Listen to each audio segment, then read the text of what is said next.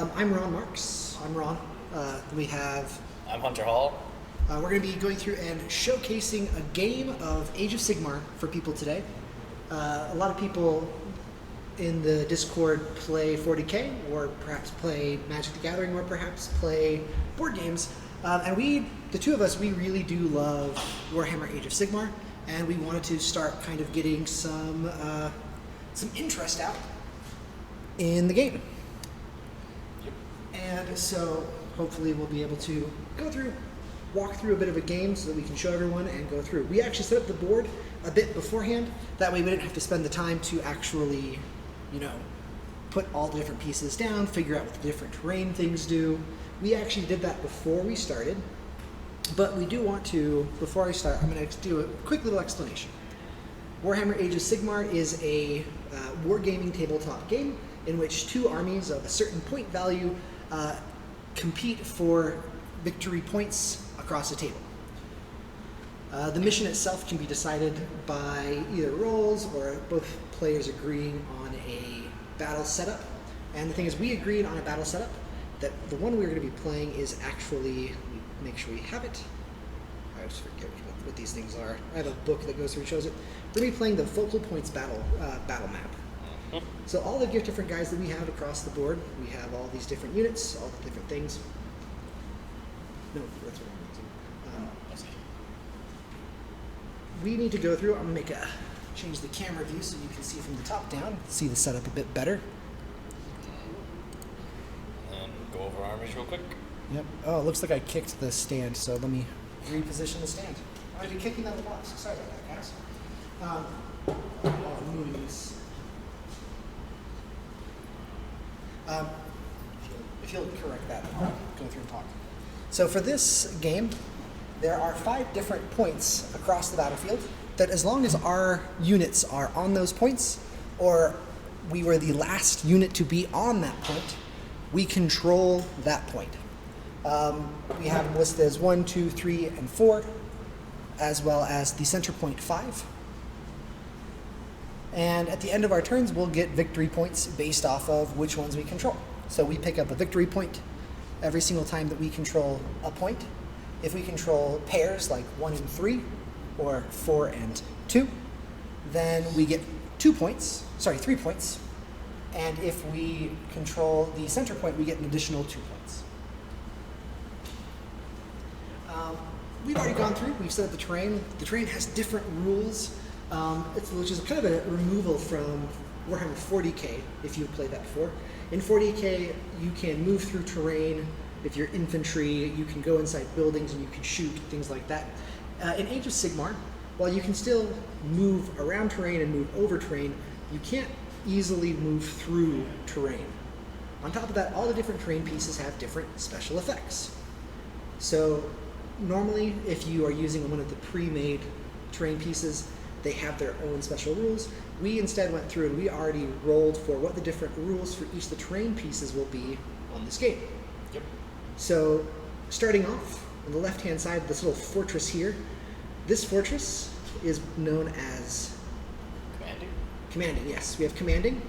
We have a healing fountain in the center. The whole buildings are both inspiring. And then the 3 destroyed buildings are deadly. And finally, this one here is overgrown. Each of these things does different things that will affect the game, and we'll explain them as we play so that I don't have to go through and explain everything that starts off. Yeah. Now that we know that, the maps are kind of set up. We agreed on the setup of this one, but before we start, I'd like to go through and walk through our armies. Because normally when you play a person, both of you come together, you agree on the map setup, so normally you'll both put the pieces down together, you'll set up the map together. But then you also will talk about the units you have. Yep. And so I'm going to go first, and I'll explain my units to you, Hunter. That way you can know a bit more. So I'm playing Stormcast Eternals. I am not playing them in a war host. A war host basically is like a sub-specialization. So I'm not playing in a war host. And to begin with, my heroes that I'm playing, I am taking the Lord Celestant on Stardrick. I am taking the Celestant Prime, the Knight Incanter, a Lord Castellant and his Gryphound, as well as the Knight Heraldor, For my troops choices, I am taking 3 units of 5 Liberators, and then I have 2 units of 2 of Tempesters. Then off the table and not being played, I have a little mascot that's off to the side that will not be played. Moral support. Moral support, and good luck. Yes. Now, since these are my guys, my general, who is my Lord Celestin, I gave him the Staunch Defender trait. That gives him +1 to his saves, as well as I gave him the artifact from the Realm of Gur, even though we're not playing in it. My army, I'm saying, is from the Realm of Gur, which I'm allowed to do. I'm giving him the Shard Fist Pelt from the Realm of Gur.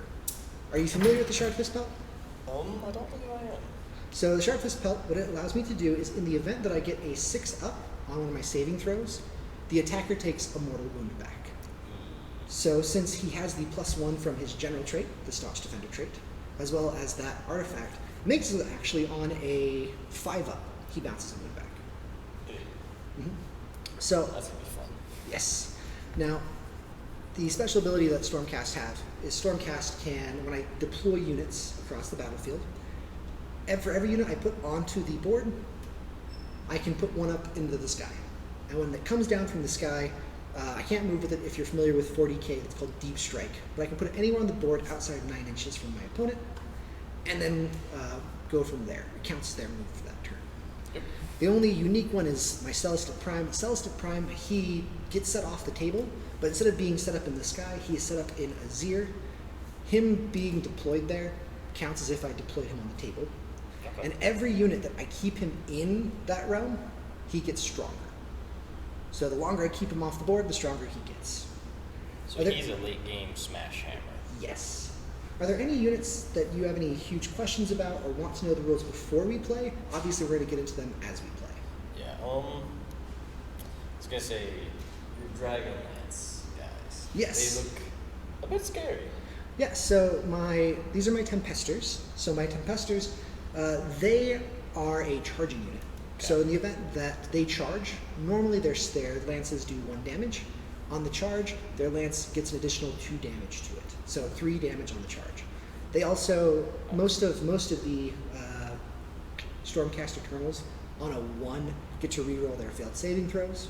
So the only ones that really have shields, so like my Liberators, my Dragon, and my Tempesters. Okay. Now Tempesters also, they also, if you try to shoot them with bows, they get a +1 to their saving throw. So it makes them a pretty good anti-range kind of get in your face kind of a thing. Oh. Are there any other familiar units that you're not familiar with that you have questions about? I think I'm good. I think I get the gist. Awesome. Why don't you go ahead and walk through your army for me? Okay, so this is my whole setup. So I'm playing Cities of Sigmar. They are a bunch of Revenant armies from older editions that they kind of combine into one, Cool. which is why it's kind of like a mishmash, but it's fun. So I am playing Living Cities, which is a more specialized faction within Cities of Sigmar. Oh, so kind of like how I didn't take a Stormhost, you instead took, and My yours is version. Living Cities. Yeah, Okay. so mine is like a version of a Stormhost, yeah. Cool. So Living Cities allows me to take Sylvaneth. They are a faction of the Order. They are a bunch of basically like tree people. Mm-hmm. Fight for the forest. So I'm able to take them in my army without having to ally them in.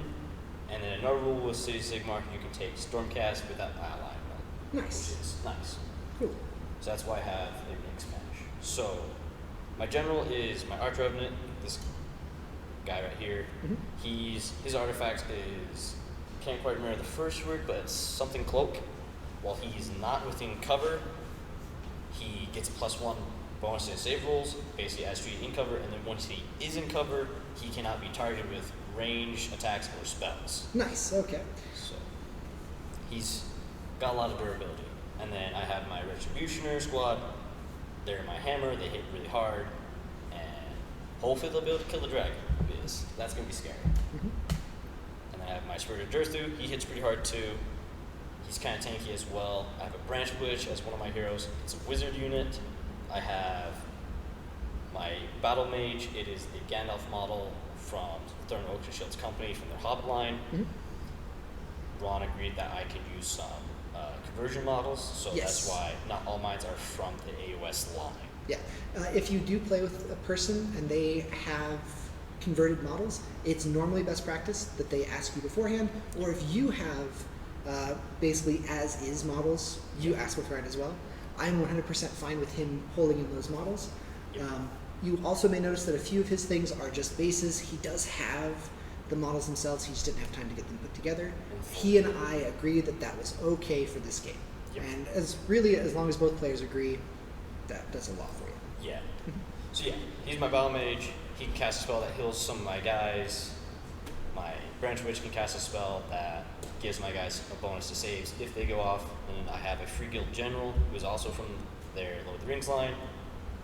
He goes with my free guild general, my free guild guards, which are these guys, which are also conversion models. Surprise, surprise. No worries. All right. Oh, I forgot. I forgot to say my wizard. Yes. My wizard has the spell Azurite Halo. Right. Azurite Halo just makes it when it goes off, a unit when it makes its saving throw on a 6, the attacker takes a mortal wound. I forgot to bring that up. Yep. Yeah. So wizards can be very good if their spells go off. Otherwise, it kind of sucks. Keyword is if. All right. Then I have 2 units of Sisters of the Watch. They are elven archers that fire at charging enemies. We'll get into that if they ever get charged. And then I have my Paladrons. They are a Stormcast unit. They can basically, they're on Griff Chargers, they're fast moving, and they have an ability that allows them to fly across the battlefield to attack where I need them to go. Nice. And then I have my Tree Revenants right here. They are a kind of a deep striker type unit. They have, if one of them has weight pipes, they can then teleport across the battlefield as their movement and appear with outside 9 inches from Ron's characters. And then I have my Heart Renders, which they can deep strike, they stay off the board and then drop along with these guys, all same rule, outside of 9. So Heartrenders, I thought Heartrenders are a Daughters of Cain model. How are you able to use Daughters of Cain models in your army? That's a good point. So every army has allies, so they can take certain models from other armies. So one of the allies to Siege of Sigmar is Daughters of Cain. Okay. And depending on what point value you're playing at, depends on how many ally points you get. So at a 2,000 point game, you have 400 points you could use from your army for allies. So I chose to use 180 mines for my 2 units for my Daughters of Cain. Cool. All right. And that's kind of the gist. Awesome. All right. Well, I have 1,980 points for my total. How many points do you have? I have 1,990. All right. So because there's a point differential in Age of Sigmar, different than 40k, you can't do little tiny weapon buyouts. And so there's no real way to gain the extra 10 points. So instead what happens is you gain what are known as triumphs. So triumphs are a one-time in the battle that you get to use. The person who has lower points is the person who gets it. They are rolled off of the table in the either the General's Handbook, the Gaming Book, or I believe the Core Rules. We already went through and we rolled for which triumph it would be. Since I get it, it's the Indomitable. It just means that I can make a save roll. I can re-roll that save roll if I would like once per battle. Nice. All right. So Giving something a bit more survivability. yes. All right. So now that we've talked about the armies, we've talked about the layouts. I think it's a good time now to get started, jump in, and actually begin playing the game. If I can find my ruler. It's right there, by your back. Cool. All right. So let's go through and we'll roll off. So we've already set up the terrain. The battlefield itself is split in half down the middle. We'll just do a d6 to see who gets to pick sides. I got a 3. And I got a 5. All right. So you get to since you got the 5, you get to pick which half is yours, and then you also get to put down the first unit on the map. I think I'll stick with my half that I'm already on. That makes the most sense because we're already on these sides. A lot of times it's a pain in the butt to move things around. Yes. And I feel we set up the board pretty fairly. So Yeah, usually as long as you set up the board in a fair and even direction, yeah. it doesn't really matter, which is nice. All right. First unit, and it's 12 inches from the middle. Correct? Yes. I can So, deploy. and a good way to do it is since the table's 4 feet across, really just 12 inches from the edge. So anytime that you deploy a unit on deployment, it must be 12 inches away from the enemy's deployment, unless otherwise stated. Some battle plans allow you to deploy differently. Yep. This one is specifically 12 inches. it's the 12 inches from the center line. So it kind of creates a no man's land where it will make it harder to get a straight out the gate charge. Yes. To hit or hit. It makes it so that alpha strikes are much harder in Age of Yes. Sigmar. All right. I guess I will start with my general right here. Just make sure my she is within the. Okay. She's good. All right. I'm actually going to go through and I'm going to put my Celestin Prime up in Azir because I can. Oh no. So he's going to be up in Azir. Sure. I'm just throwing dice down real quick so I can just pre-measure, so to say, so you can just play everything behind the dice. Makes it go a little bit faster for deployments. Kind of like with Ron, he can put his guys up in the heavens. Living Cities has an ability where they hide on the hunter's path, where for every unit I put on the board, I can put one in reserve, and that will appear from the board edge later on. So I will do, I might not do that right now. I'll put my Branch Witch right here. All right. Okay. I'm going to put one unit of Liberators into the sky. Okay. I'm going to put my Free Kill General right next to my Branch Witch. Deployment. All right. I then will put a unit of my Liberators right on point number 4.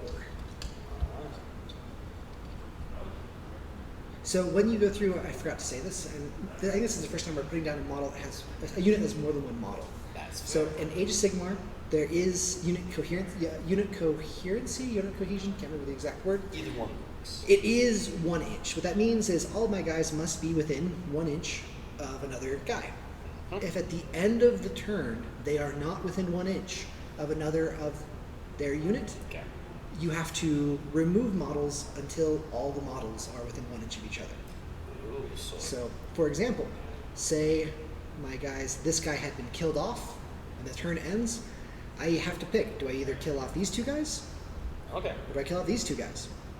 So you can't make your guys break cohesion, but your enemies can do stuff to break cohesion, and my dragon can do that. So Alright. that's what we're going to do. Okay. The dragon can do that. Yes, go ahead. Okay. My dragon has a lot of rules. I'm going to put my other Gandalf over here by my general. All right, I'm going to put my other unit of Liberators on this point. All right, here we go. I'm going to put my 10-man strong Retributioner squad over here by my general and Gandalf. Just kind of weave them like that.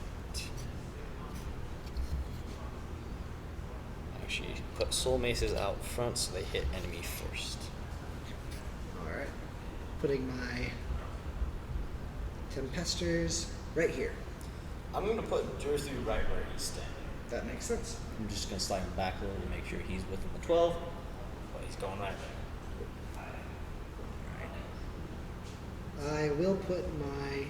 Do I want to put my Tempesters in the heavens? I don't. Not yet, at least. I think I am going to put my Lord Celestin, though, right here. So my dragon has been put down. The Noticing that you're really getting really set up over there, so I'm setting up really hard over here. Yes, because you should be afraid of Retributioners because their soul maces hit like trucks. That's the point.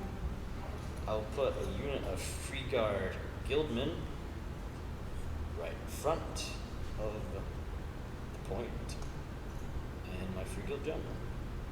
Nice. Can I just circle around?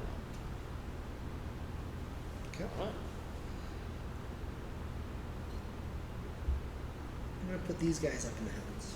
I'm going to spot these two because Reason being I do that is because I have another unit that's not fully painted. I want to differentiate the two, so I stuck paints on the outskirts. So that way I can tell the difference between the two squads. No worries, as long as you can tell the difference and don't try to cheat, I'm okay with that. Sweet. Alright. Alright, so You have 2 more drops? I have 3 more drops. Okay. I think that we might be getting pretty close. So I'm going to be putting down the Lord Castellan right here. When he goes down, his Griff Hound gets to get set up near him as well. That's just going to go right there. So I'm going to put my Paladins right here. Okay. Then I will go ahead and I will set up my Knight Heralder right behind my Tempesters. Alright. I'm going to leave this unit of Sisters of the Watch right here. I'm just going to kind of close them up and tie them up a little. Okay. That's where they're going. And then I'm going to finish off the game, my deployment, with my my Knight Incanter right next to my Dragon. Take another unit of Sisters of the Watch and set them up right here. Alright. Oh, so by the way, since I have finished deploying all my units, I've deployed them all, they're done. Yep. He gets to set up all the rest of his units, but I get to pick who goes first and who goes second. So while you're setting up units, I'll explain that. So, unlike 40k, the turn structure of Age of Sigmar is variable. What this means is that at the end of every round, so whoever goes first and whoever goes second, once both their turns are done, both players roll off to see who gets to go, who gets to pick who goes first next turn. If it's a tie, the person who went first last turn gets to pick. Basically, it keeps the flow structure. What this does is it means that when you play... These guys are going to be set up in deep strike. No worries. What this means is if you decide to go second, you have the chance of what's known as a double turn, where you can go twice in a row. Whereas if you go first, while you do get to go first, you lose the chance of the double turn, and you give your opponent the chance that they can have the double turn. Every time you move, every time you position, every time that you're doing that, you're kind of having to think ahead of that. Because if you're in a spot that would be really bad for you, if your opponent did get the double turn, you might not want to move there. It makes it so that you have to think a little bit further ahead than just I go, my opponent goes, I go, my opponent goes. You have to think a little bit more. I'm actually going to, before we start, because you can ask you questions, what is Durthu's movement characteristic? Durthu's movement characteristic. Let me double check. This is my first time playing with this list, so yeah. Hello. Not quite honed down, but I will get there. His movement characteristic is 5 inches. 5 inches, okay. All right, I think then that I'm going to have you go first, so I'll go second. Now, when the game starts, did you take any battalions? I didn't take any battalions. No. So that means that both of us start with 0 command points. Unlike 40k, you gain command points as turns start, and if you do certain things, you get command points when the game starts. I am going to let you go first.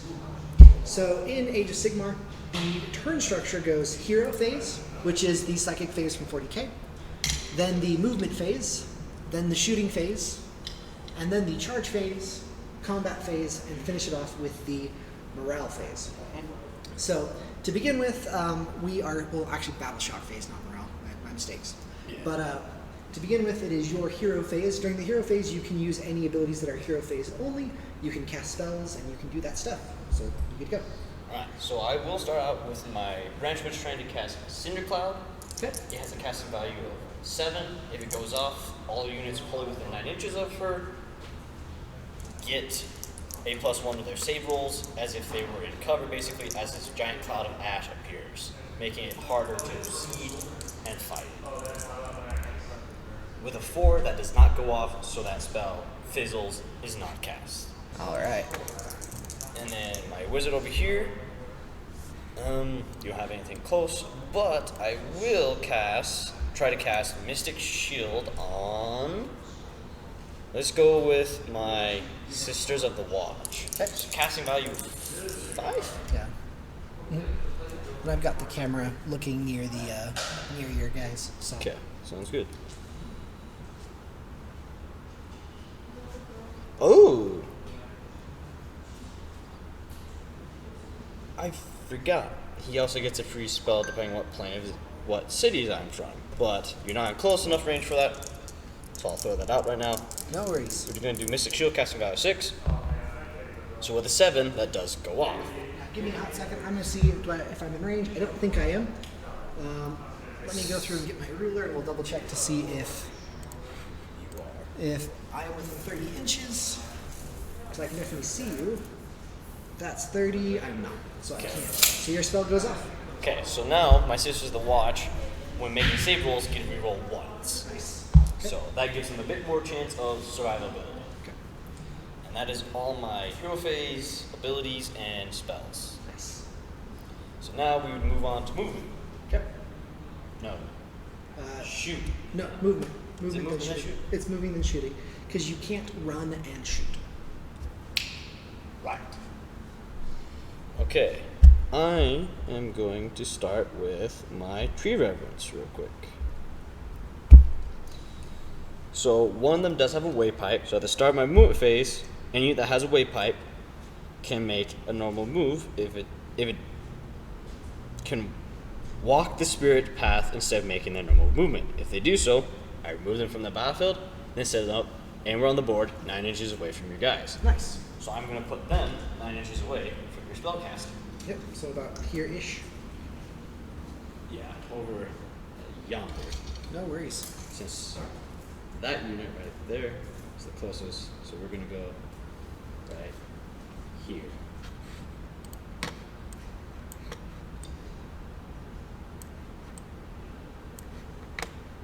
So that is their movement, and that's all they do. All right. So I've always wondered, can you run after doing something like that? No. Okay. So that counts as your entire movement. So technically, when you do a normal move, you can at any time during that move or after it Okay. decide to run that unit.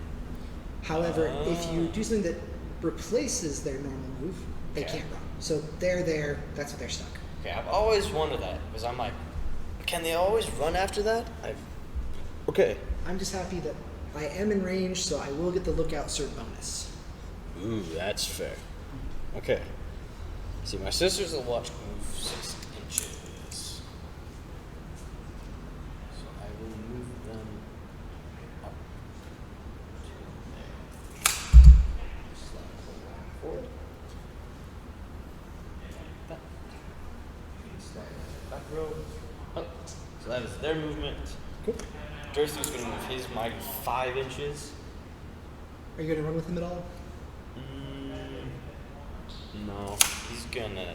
Yeah, no. Okay, let's see. So my paladins, I'm gonna probably use their ability. Yeah. So they're going to ride the winds of the etheric. Nice. So I'm gonna pick a direction. That direction, so towards objective number 3 is my intention. Okay. So I get to roll 6 dice. Okay. They get to move that many inches equal to the total result. And they gain the fly keyword, which means terrain, going over terrain does not cost them extra movement or going through models. Yes. Normally you cannot move through models, including your own. Really? Oh. Yep. So you can move through your own unit, but you can't move through another unit. Okay. So that is 12, 22, 24, 26. So they get to move 26 inches. Yep. And you still have to I believe you still have to stay outside of the 3 inches, but I don't think you can make it that far. Does that count as their run? I believe that you don't get to charge after. Is that correct? It replaces the normal movement, but they can charge it. Oh, they can. That's really nice. That's actually really good. Yes. So they are good just pop behind lines or something of that nature. Mm-hmm. So I'm gonna put that there. Make sure I'm outside of an inch of the deadly terrain. Yes, so this terrain is known as deadly terrain. If a unit ends a movement, whether it's a move, a run, a charge, if they end their movement within 1 inch of one of these deadly terrain, you roll a d6. On a 1, they take d3 mortal wounds. It's garbage. Yes. I can hear you guys on the TV up there. You guys have 5 viewers though, so it seems like maybe they can hear you. But as far as my TV goes, I can't. Hey guys, we have some viewers. Are people able to hear us? That is a great question. Here, I know what we can do. Just wanted to make sure. No worries. Yeah. So I guess while Ron's figuring that out, I'll go over something real quick. So this little tray I have, I usually put, let's see. So what I normally do with it is I always put my black dice as my command points. And then for victory points, which is scored at the end of my turn, and Ron gets them at the end of his turn, I do the green die. So that's just how I keep track of my point management. We do have sound. I double checked. So now, back to the fight. Okay, alright. Yes, back to the fight. Alright. Now, I'm going to go with my Retributioners, my mighty 10-man squad. They get a mighty 4 inches of movement. Are they gonna run? They might just babysit this point. One of the nice things I will say about Age of Sigmar is, depending on the battle plan and battle map, the way that ownership of points happens, it can be different. In this one, what's nice is once you have taken a point, it's yours until an opponent has more models on it than you do. So that means I can take all my Liberators off this point and move them over to here, and it's still my point. But as soon as an enemy puts a guy in there, it's theirs. Yeah, you've taken that point. Yes. Since it's measured from the center and 6 inches out from the point. Yes, as long as you have models that are within 6 inches of the point. I think it actually might be holy, so you may not have them. Check real quick. Okay. If it is holy, I don't control it, but if it isn't, so that's kind of one of the biggest keywords in Age of Sigmar is holy and within. Holy means the entire thing has to be inside that radius. Within, the smallest bit could be in it, and it counts. Yes. So yeah, those are always interesting and such. It just says within.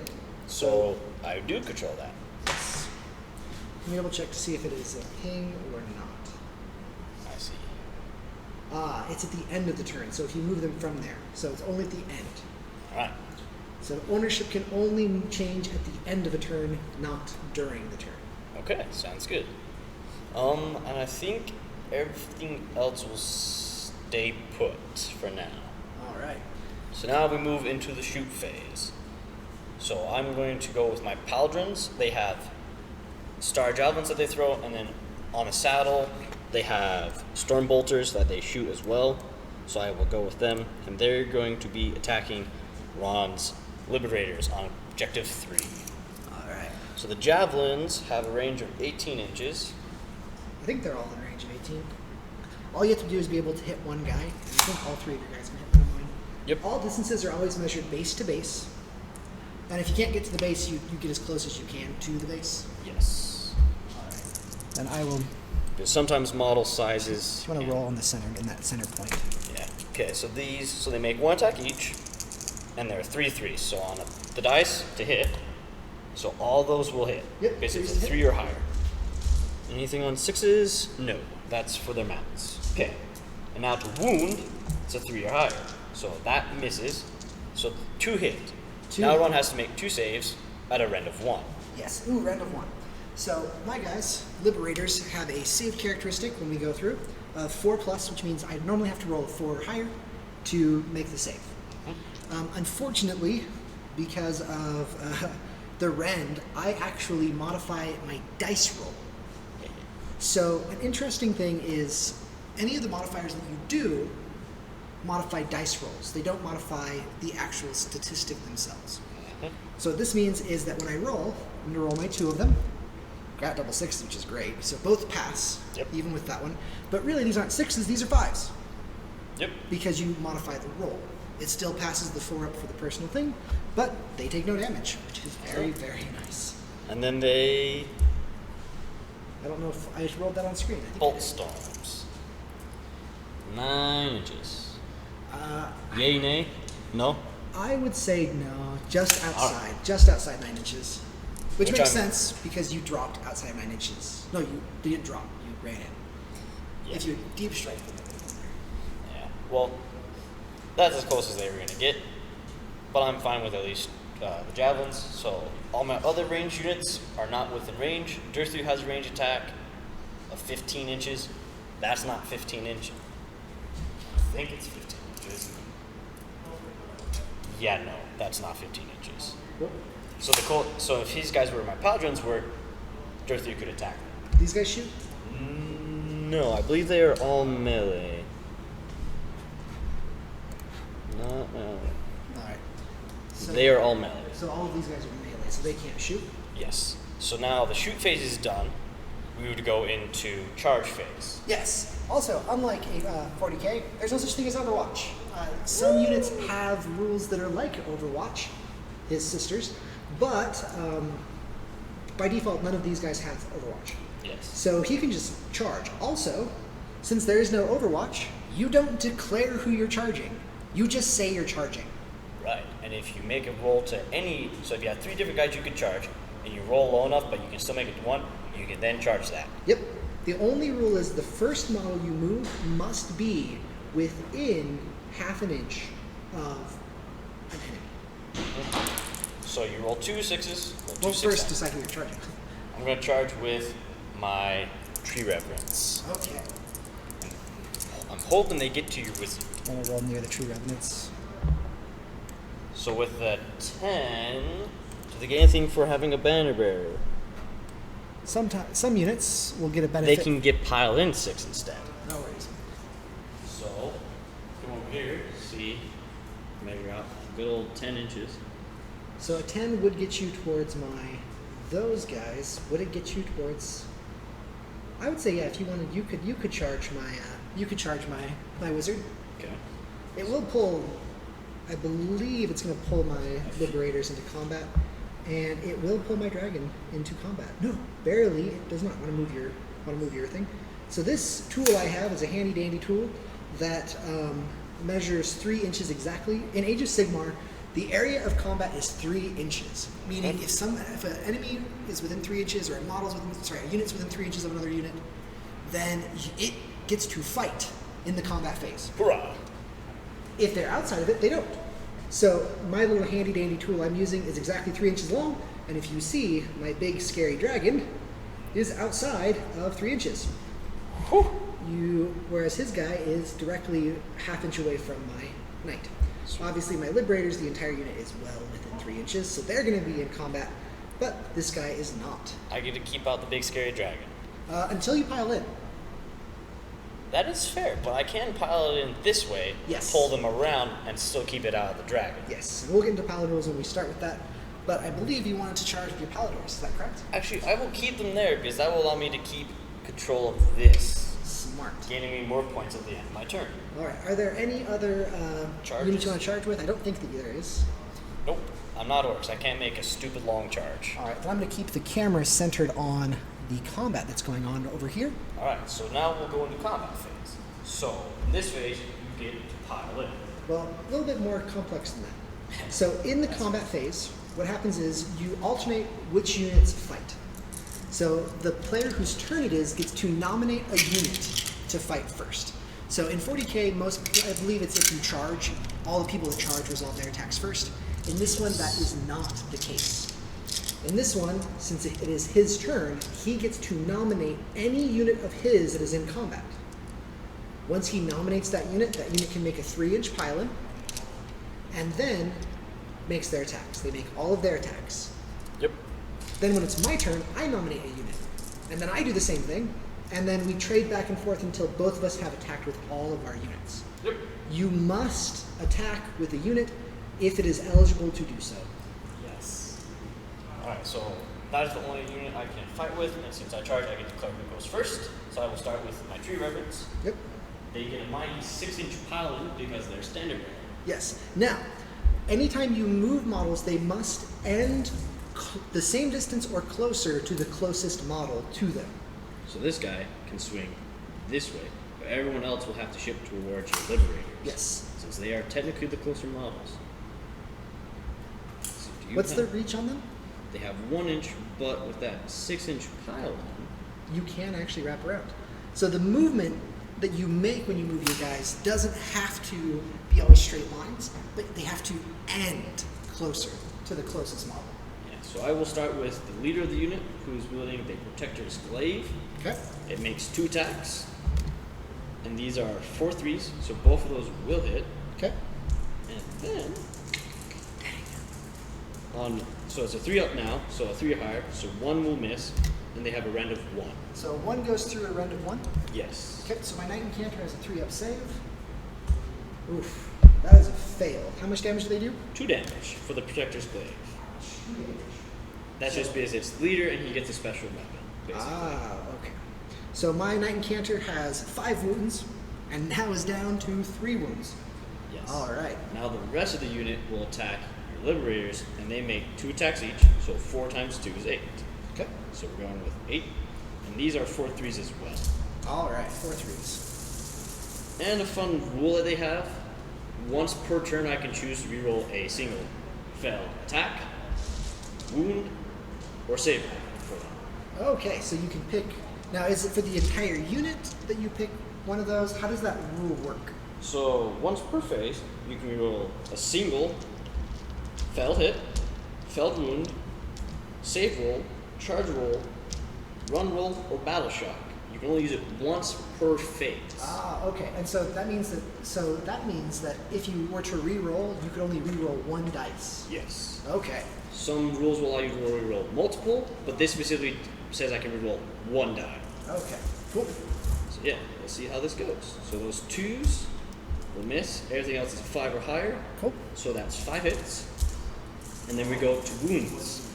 All And they right. wound on a 3+, so that's 1 less a hit. So 4 go through, rend of 1. 4 at rend of 1. All right. So 4 at rend of 1. My liberators have a 4-up save. They do have the special rule. They get to re-roll 1s. All right. So the 5 passes. However, unfortunately, the 2s and 3s do not.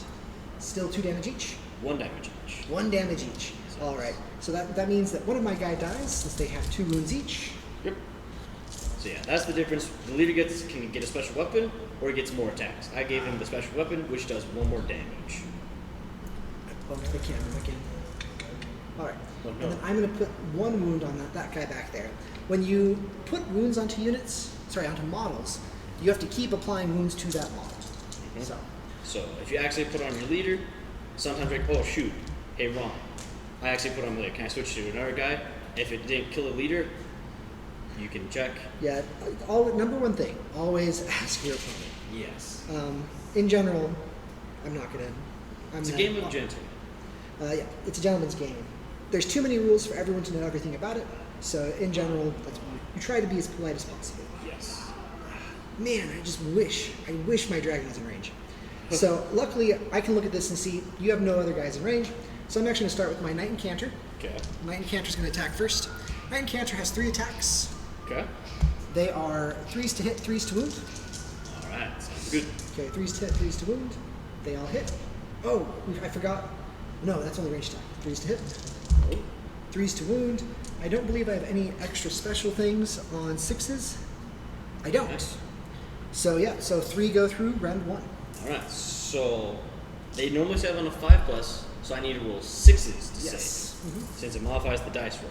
Since that made changed that 5 to a 4. Yep. So they all fell. How much damage? D3 each. Ooh. So that is 3, 5, 6 damage total. You killed the squad. My Knight Incanter comes in and saves the day. Wizard keeps him going. All Yeah. right. It's point of deep strike. Try your hardest to kill a problem unit. All right. Okay. Because that's how I have built the deep strike list. Parts of mine. basically single target I need to kill. An attempt to kill it. All right. Anything else that you're looking to do? Nope. All right. So now there's no more units that are in combat. So combat phase ends. We move to Battle Shock. Battle Shock normally is based off of how many models you've lost. My guys have a bravery value of 7. They lost 1 unit. So the way Battle Shock works is normally you would roll a dice, you would add to it the number of models that died, in this case 1, and then you would compare it to their leadership score. So since my Stormcaster leadership score is 7, and the total was a 5, none of my guys flee. Battle Shock rolls are the only roll you don't want to roll high on, because you lose units you lose models equal to the difference between your basically bravery and then the dice roll plus the number of models lost. Yep. So if he rolled, let's say Ron Soul was a 9, he has bravery of 7, he'd lose 2 guys. Yes, if my total had been a 9 and their bravery was 7, then I would have lost 2 guys, which is something that can happen. One of the nice things is I'm running an elite army, so that's much less likely to happen. Yes. All right, is that the turn? Yes, that is my turn. So at the end of my turn, I get 1 point for this, 1 point for controlling Objective 2, and 2 points for number 5. So that puts me to a total of 4 victory points. Oh, the dice are louder than our voices? Okay. I will try to keep things away from that. Thank you for that. I keep bumping the camera though, so it keeps it's all skiddly wampus, but it should be fine. Okay. So your turn is over, my turn starts. Start of my turn, I pick up a command point. Then I'm going to be doing a lot of things. I am playing a very, very heavy combo army. So to start with, my Lord Castellant, I can pick a unit within range of him and give him +1 to their saves. I'm picking my leader, my general, my Lord Castellant. I am then, with my Knight Incanter, I'm going to be casting Azurite Halo onto my general. That's a casting value of 5. That is within 30, so you can attempt if this does go through. I get it at a 9. Okay, so I need to get 10 or higher to unbind this. Yes. So unbind's like a Deny the Witch. Does not happen. No, with a Mighty 2. No. All right. So my Knight Incanter gets her spell off Azurite Halo onto the Dragon. big old dragon. And then I just want to double check a few other things for when they occur, because I have a lot of attacks. Yes, you do. Okay. And I believe actually that is all of my hero phase stuff. That's done, those guys don't have stuff. So we start the movement phase. So at the start of the movement phase, this guy gets to pick a unit that he can say get to run as well as charge. Oh, so nice. he's nominating my Tempesters to be able to run and charge. Because normally you can't charge after running, correct? That is indeed correct. But since you have a special ability, it allows you to get around that. Yes.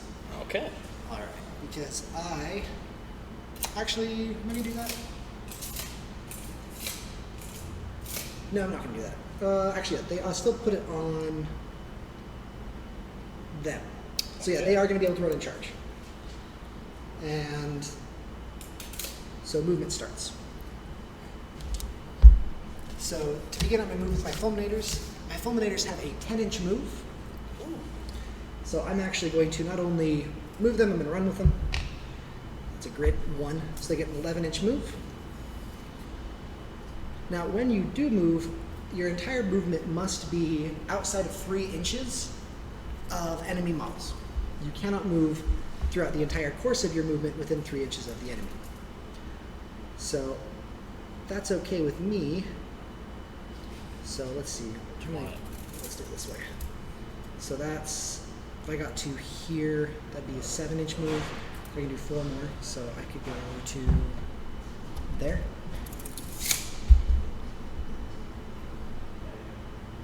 You are clear. Yep, so I'll put that there. And I will follow this with this guy right here.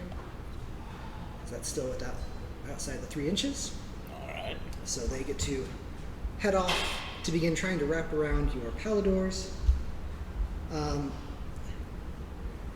My dragon, who is angry, is going to begin moving. There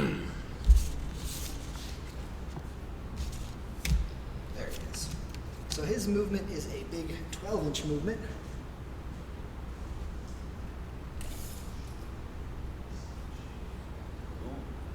So we are going to move him up and over to there for now. Okay. And I'm actually going to pivot him so he is like Broadside. more back a bit. That way he's within the inch of the terrain piece. Take this guy off because he's not there. I see. That's fine with that. They're going to stay put. This guy's going to stay put. But these guys are going to move. I'm going to have these guys move a bit. So they have I believe, a 5-inch move. Let me double check. Yeah, they have a 5-inch move, so they're going to move as well. All right. I believe you still have some keener eye waiting in the heavens, but that's okay. Yes, I do. That's fine with me. These guys are going to move. Not very much. So they're just going to do a 5-inch. I'm going to run them, but they're not going to be charging anyway. This just means that with that 9-inch total move, I can really just reposition them where I want to. Yep. Which is really just going to be repositioning them more as a wall for my guys. This guy's going to run as well, because that's just going to be keeping up with my Dragon? my dragon. I see. So, again, 5-inch move. That's a 10-incher. This is way less than 10 inches. Yeah. I'm just going to slide that. All right. Sounds good. This guy's going to move. He is going to run as well. He has a 9-inch move now. So we are going to slide him to here. Okay. We're going to slide him actually closer to the other guys. That way, you would pull them into combat as well. He's going to move. He's going to run another 5-inch move for another 9-incher. And we're going to move him back. Along with that, Griff Hound. It's a 9-inch move. He's going to run for a 12-inch move. Ooh. So he's just going to keep up with his master. All right. So I'm going to put him just right here. A royal hound and his master. These guys are going to move. So they get a nice 10-inch move, but they're just going to basically be turning into a wall to prevent people from getting onto my point. Is that so? And then I'm actually going to take and drop my Tempesters Ah, I see. and put them right behind my guys. All right. Okay. Let me double okay. check, make sure they're outside 9 inches of your guys. They actually technically aren't, so I can pull them back a bit. Shall I move that over there because it's so loud? Okay, so they can get to about here-ish. All right. No, I'm not dragging that point around. Cool. All right.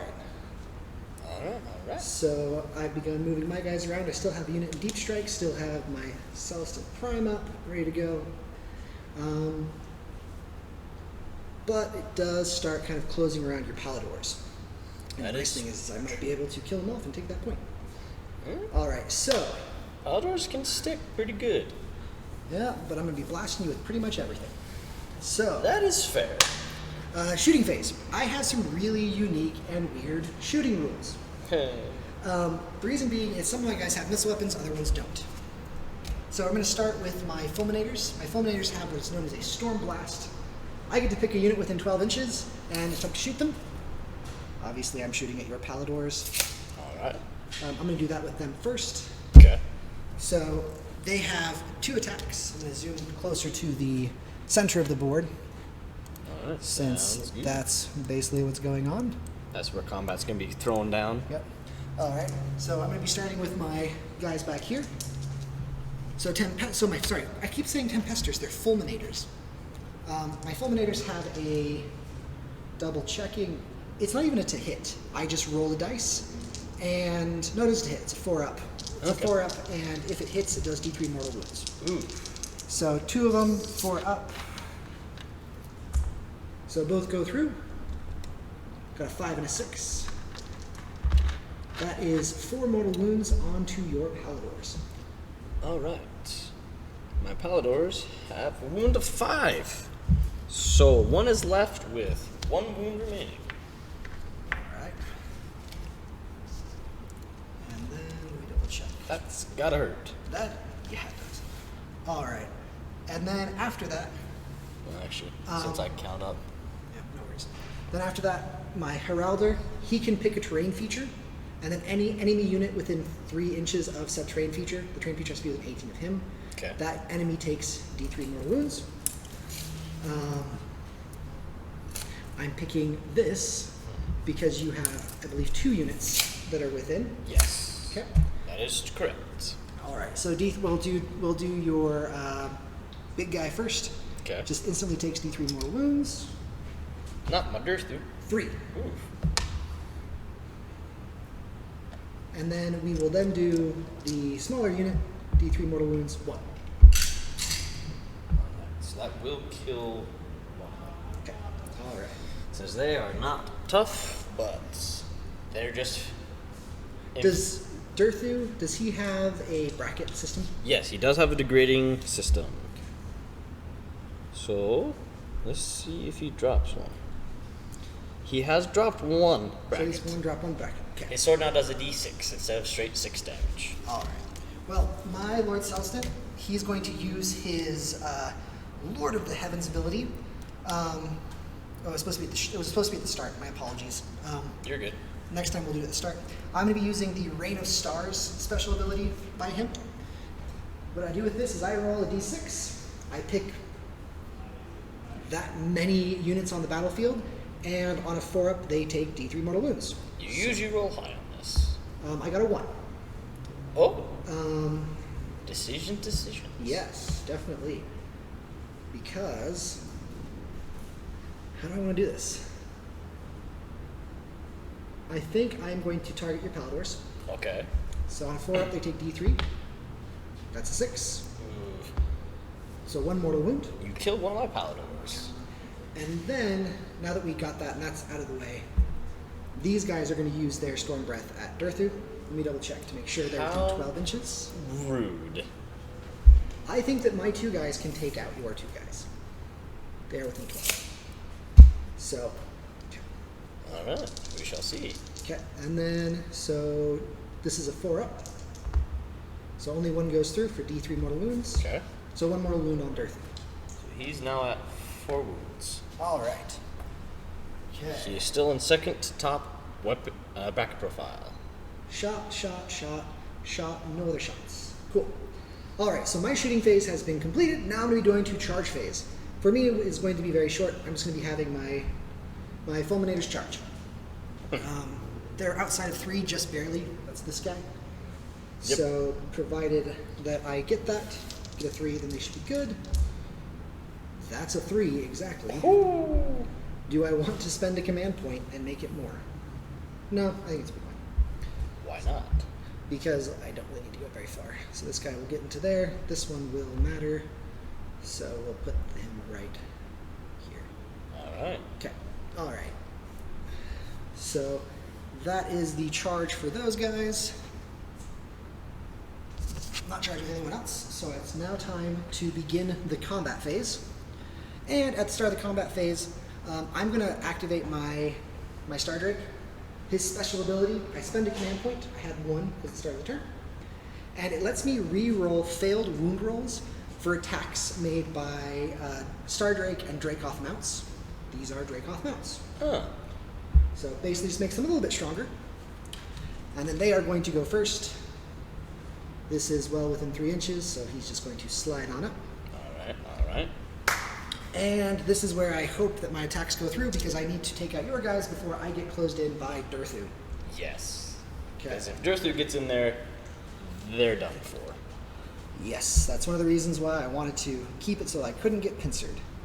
All right, so to start, we're going to start with their Storm Strike Glaives. They have 3 attacks each, 3s to hit, 3s to wound, and I get to re-roll, I believe it was wound rolls, I just said it and I completely forgot it. Alright. Re-roll failed wound rolls. So 3s and 3s, Ooh. It's gonna hurt. 3s. Oh no, this is only their mounts. So, that I re-roll. The I see. are only on their mounts. Okay. Usually mounts still hurt quite a bit. Yes. Okay. All right. So nothing on 6s for the glaives. That's 3s. good. All right. So we have 3 glaive attacks Okay. at a rend of 1. Paladors save on a 4+, so I need a 5 to save. So 1 saved. All right. So that's 2 hits, 3 damage each, 6 damage. Kill him, and the last one with 1 wound remaining. Well, you On him. put a wound on him. Cool. All right. Then I'm going to attack with the mounts now. So they have 3 attacks with the claws and fangs. So 3s and 3s again. But I get to re-roll the failed wound rolls. This is the mounts that are attacking. Okay. So that failed because it's a hit, not wound. Ah. Now we do the wound rolls. So 5 go through. And these guys do have something special on 6s. I believe it's straight mortal wounds. No, the damage characteristic goes to a D6, not a 1. Ah. So these failed, but I get to re-roll them. Because you can only re-roll failed ones. And failed anyway. Cool. So 3 at rend 1, one of them being a D6. So go ahead and roll that one off to the side by itself. You do need to Or make shall I just make that the green die? That works. You do need to separate that, so that doesn't go through. Whew. But the other 2 do, and that's 1 damage apiece. Okay, so my Paladors does stay put. He does indeed. Alright, is that all their attacks? That is indeed all of their attacks. Okay. And we now move to Battle Shock.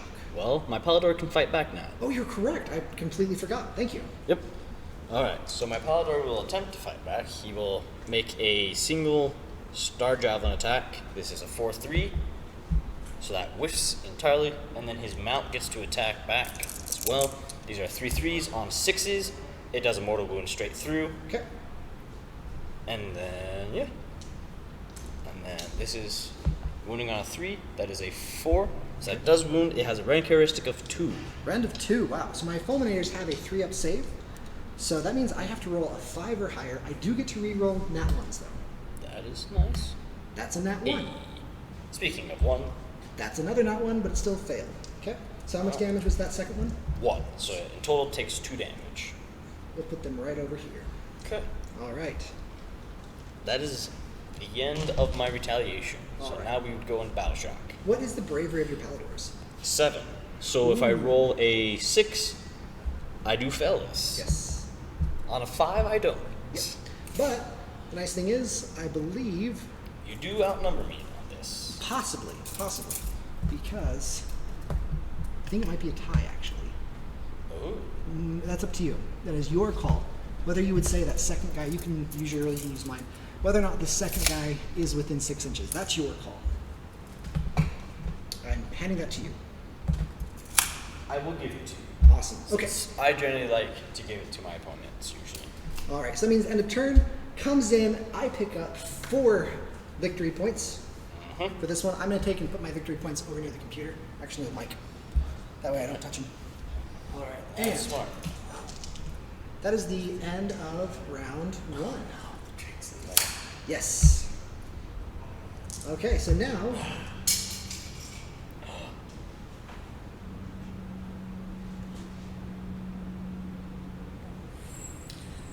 that is a bad omen right there. It's fine, it glues back on. I dropped a model and it busted the model. And so, yeah. We just have to be careful when we do our dice rolls that we don't do the mic. Cool. All right. So roll it further over here. Probably, we should probably keep it over on this side. All right, so now the turn is over. We now roll to see who has priority. In other words, who gets to pick who goes first. 6. I have a 1. I'm assuming you're going to take your turn. Yeah. You can give me a double turn. It's fine. No. That's not good. So at the beginning of my turn, I get another command point, so now I'm at 2. Yep. So, magic. My wizard here is Dorothy with an 18. Yes. So my wizard is going to attempt to cast Life Surge. So this has a casting value of 6. Just going to double check that.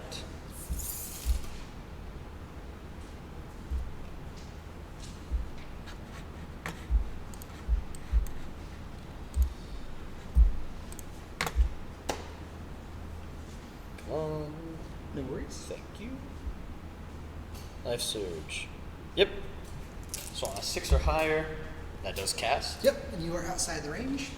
And I get to roll a d6 and they heal that many wounds. So you're healing Durthu for that? Yep. So I healed Durthu 3 wounds. And I just remember at the beginning of my hero phase, all units in my entire army heal 1 wound. Oh, there you go. So Durthu is back at full capacity. Great. All that work I did last time does nothing. Big man Durthu coming in slack. Okay. Alright. So that is his spell. My branch witch is going to attempt to cast Cinder Cloud again. Okay. Cast value of 6. Does not go off. Fizzles. Bum-bum. Happens a lot. Usually whenever I cast spells. They normally don't go through. Alright, so that is all of my hero phase stuff. So now to movement. Alright, let's get Durthu in there. Because I need to get that point back. So Durthu has a mighty 5 inches of movement.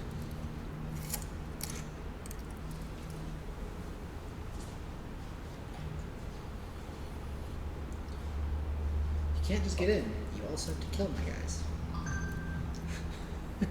That is true, to retake it. That is very true. But I think Durthu will be able to kill. Since Durthu does hit like a boss. I do think he's going to be able to kill them as well.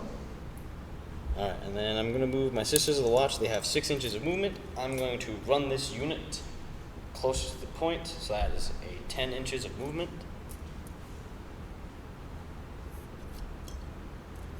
So 1 sister, 2 sisters, 3 sisters.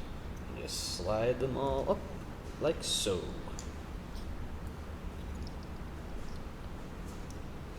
Alright. You guys, I believe my Arch Revenant gets actually quite a bit of movement since it does have its Wings, it's flying. wings. I haven't attached this yet. That's a because- yeah. So it has 12 inches of movement, so I'm just going to move it closer to the Honor Retinue. Yep. And I'm also going to move my Battle Mage closer as well, because I do not want him getting killed. So he's just going to move closer to them. Alright. You can take it back. He's gonna move this way to kind of try to keep in the middle of this, so if he can heal something, he can shoot back and heal. Let me move, let me go back to the wide overhead screen. I keep going and looking at people, then coming back off. I'm sorry. You are completely fine, Ron. Still learning the timing. Ooh. Yeah. Fun times, fun times. These Sisters of the Watch are actually gonna stay put. And I think everything else is going to stay.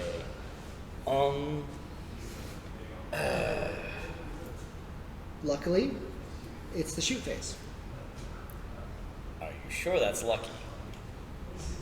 For me. We'll see.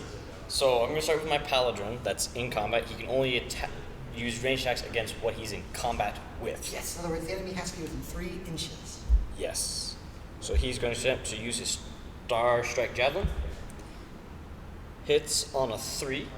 When it's range, it says it's melee characteristic. Okay. Wounds on 3, so that does wound. Rend of 1. Rend of 1. These guys do get a +1 to saves against missile weapons. Right. So that negates that. So they are saving on a 3, which actually fails. 1 damage. 1 damage. And then he's going to reach down the saddle, whip out his gun, go pew pew. Shoot with the pistol. These are 4 3s. And those are absolutely not Good force rolls. entries. They're 3/4, but either way, it don't win. No worries. Okay, now Durthu is going to attempt to shoot you. Oh, Durthu has a shot. Yes. Fantastic. Should have asked about that. Yes, he has a verdant blast. Basically, he makes like vines shoot out of the ground at you. Okay. It's my understanding. And I really needed that powder to die. Yes. So he makes 6 of these, and these are 4 3s. So those will miss. Anything on 6s? No. And then 3s. Okay. That is 1 hit. So 1 goes through. Rend of 1. Rend of 1. So no rend because I got the +1. So 3 up. Pass. Darn. Damage. They would have done a D3 per. So they could hit hard. Are you within 18 of my Sisters of the Watch? You don't shoot my dragon. I'm not shooting the dragon. You can shoot my dragon. My dragon, he's just sitting there. He's so open. You should shoot my dragon. Actually, I'm going to shoot your Liberator. Yeah, double check to how many you can actually shoot with, since it is only the models that are within 18. So I Looks like believe- 4. 4-ish. Yeah. Alright, so they will attempt to shoot.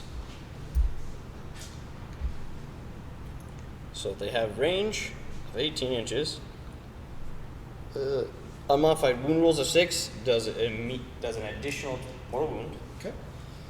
And then they get to make an additional attack as long as there's no enemy models within 3 inches of them. Oh, nice. So I can pump out 8 attacks with this. 4 models. Yep. So then these are 3 3s. Did it again. I am so sorry. I keep kicking the camera stand. Wow. Any hit? 2 hits. Ooh, ouch. My dice don't like me usually. Not today. Not 2 today. go through, no rend. 2 go through, no round. 4 up save for me. Reroll ones. Both pass. Ooh, nice. Alright. And that is all of my range. Charge phase. Durthu. You better make it. No. Yes! Woohoo! I'm gonna spend a command point. No.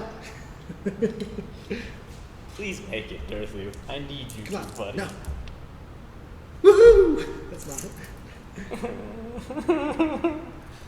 think that's a few Why? times that I'm You like, son of a gun. I was sitting there going like, come on, if Dorothy gets in, this is over for me. Yeah, because now so now does a D6 damage instead of a D6 now. Now I can charge you. My paladin might be able to fight his way out. Might is the key word. No worries. Alright, so now we go to combat. Okay. I only have 1 unit in combat, which is my Palador. So I'll start with him. Okay. He makes 1 Star Strike Javelin Attack. This is a 4-3. That does hit. Does wound. 1 rend. Okay, so that is a 4 up for me. Pass. Alright. Then his mount will attack. These are 3 3s. No 6s, so no mortal wounds dealt, but Okay. those 2 hit. 1 goes through. Rend of 2. Round of 2, so this is on 5s. That's 5. Pass. Nice. Alright. Actually, let me move this guy back. Okay. Your turn. Alright, so we're going to start. I get 6 attacks. 3s and 3s with their javelin thingamabobbers. So 3s But and I 3s. will take the point. Yeah, you're going to take the point no matter what. I have taken back Gondor. Okay, so that is 4 go through. Mhm. 3s. Alright, so that is 3 at round 1. Goodbye, Palador. So I need 5s. Nope. Yep, that's 1 damage each, so that's 3 damage total. I believe that is indeed goodbye, Please. Palador. Yes. Sorry about that. No worries. Alright. And that is the end of combat. We go to Battle Shock. You didn't lose anything. Yeah. No, End of turn. End of turn. Alright, so my turn starts. I gain command point. And then I gain gain additional. 4. Yep. So you pick up 4 victory points. I get a command point, and I pick up an additional because my general is within 1 inch of this terrain feature. Woo! Which is what I wanted to do. Because we're going to do stuff. Spent a lot of command points. Yeah. So, we're going to be doing a lot of stuff. So, to start, Lord Castellan, buffing dragon. Knight Heralder, buffing dragon. Knight Incanter, Azurite Halo, on dragon. Casting value 5. Get it on a 7. Do you want to try to unbind? Yeah, please. 6! No! Alright, so dragon is fully buffed and ready to rumble. It is a scary dragon. We're going to be doing a lot of stuff. You can also run and charge and do a lot of no. fun stuff. So to begin, I'm actually going to start by moving him. So he has a 12-inch move. He's going to run as well. So he can move 14. I don't think I can get him here because he won't be within. He'll be the 3-inch issue. That's fine. Okay. Because really, I can move him to right here. I wanted to pivot him like this, but his wing. I see. So really, he should be broadside, so he's still within that. But the wing is just not being happy. So he's 3 inches outside. So run. Yes. Are we gonna say that ends his movement within 3 inch? No, wait. No, that's outside. He has to technically be outside. It is technically I'm saying outside. if he moved within the 3, he's getting shot by the Sisters of the Watch because they get to shoot. That's fine. But Knight Cantor's going to run. That's 8 inches of movement. It's like I'm keeping this guy with that.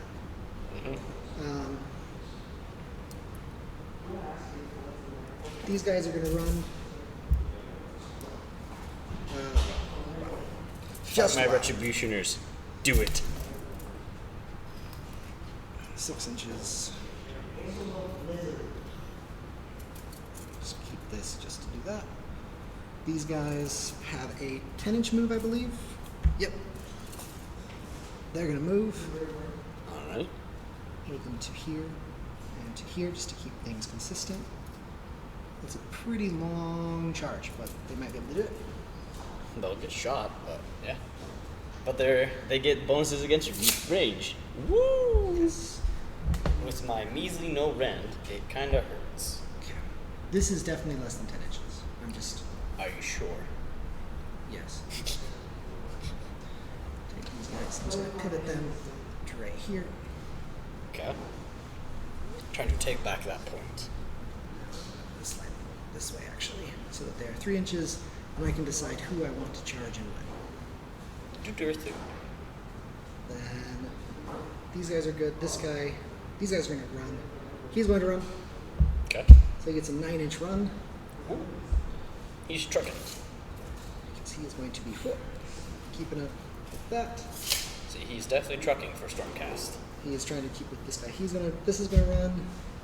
That's a 14-inch move, I believe. Griffhounds are 10-inch, 9-inch. So yeah, 14. Zippity-doo-wah, The zippity-lay. wolf boy is going to keep up with those guys. He is going to pivot and oh, I forgot he could have shot. That was my mistake. Shoot Oh no, happens- it shoots next phase. I'm Yeah, I an was idiot. gonna I was say, gonna go, oh my shoot gosh. happens after movement. Yeah, okay, so he's going to run because his shoot isn't technically a shooting, Yes. which is nice. That is true. None of those guys shot. I think I just realized you can't run and shoot. I ran and shoot that shot with that unit. That was my mistake. Sorry about that. It's all good. Unless Theirs they, is unless they have a theirs is specific missile. rule. No, theirs is a missile. That is a shoot. It's a shooting attack. The other ones are 100% not missile weapons. Theirs is a missile. That was my mistake. I can't remember what I rolled. I'm gonna roll for his run. Okay. So that's a 10-inch run. Which one had these guys had the? I use those. It would have been this guy here. Okay. I use the tokens. Yep. So 10-inch. He is going to pivot to here, just so we can stay in range of guys.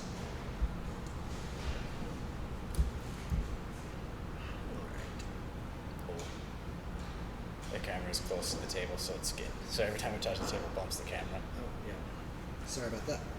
Whoops. Let me slide Still this. figuring some stuff Yep. out. Let me slide this just a little bit back. So next time we'll probably have a slightly different setup that would definitely help Now I can with move this the issue. table. Okay. All right. So movement phase is done. Sorry. I wish Dirthu could pile in 6, but that would be awesome.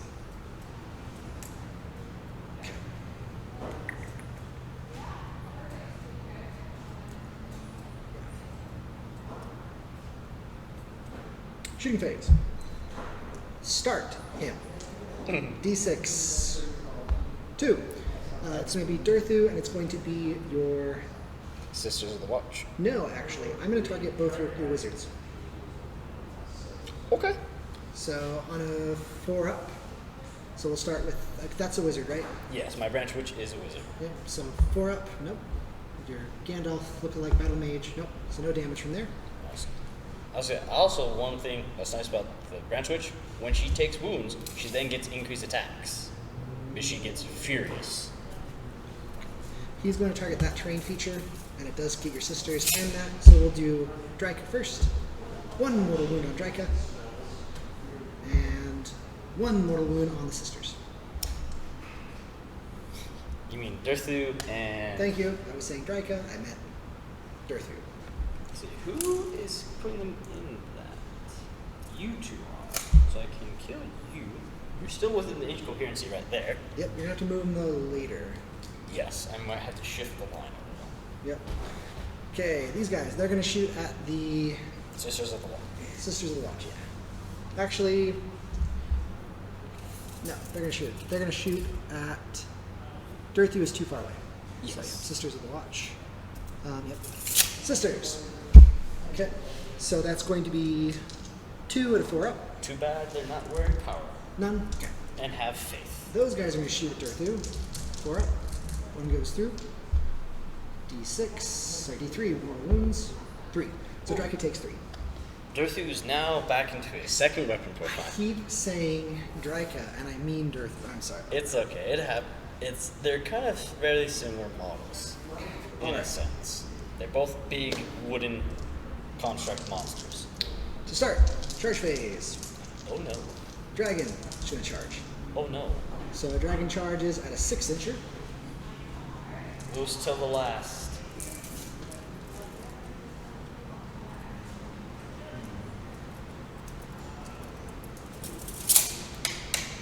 Ho, ho, ho.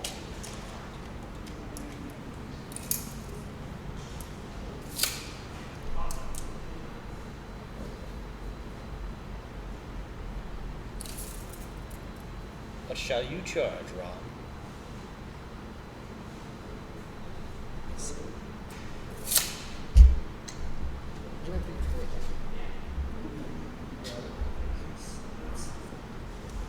Yeah, he fit, right?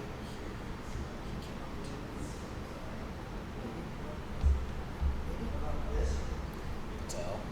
Are you cool with that? Yes. Okay. That should be within 3 inches of that.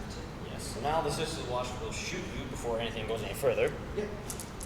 So there's 1, 2, 3, 4, 5, He does have 4. 5.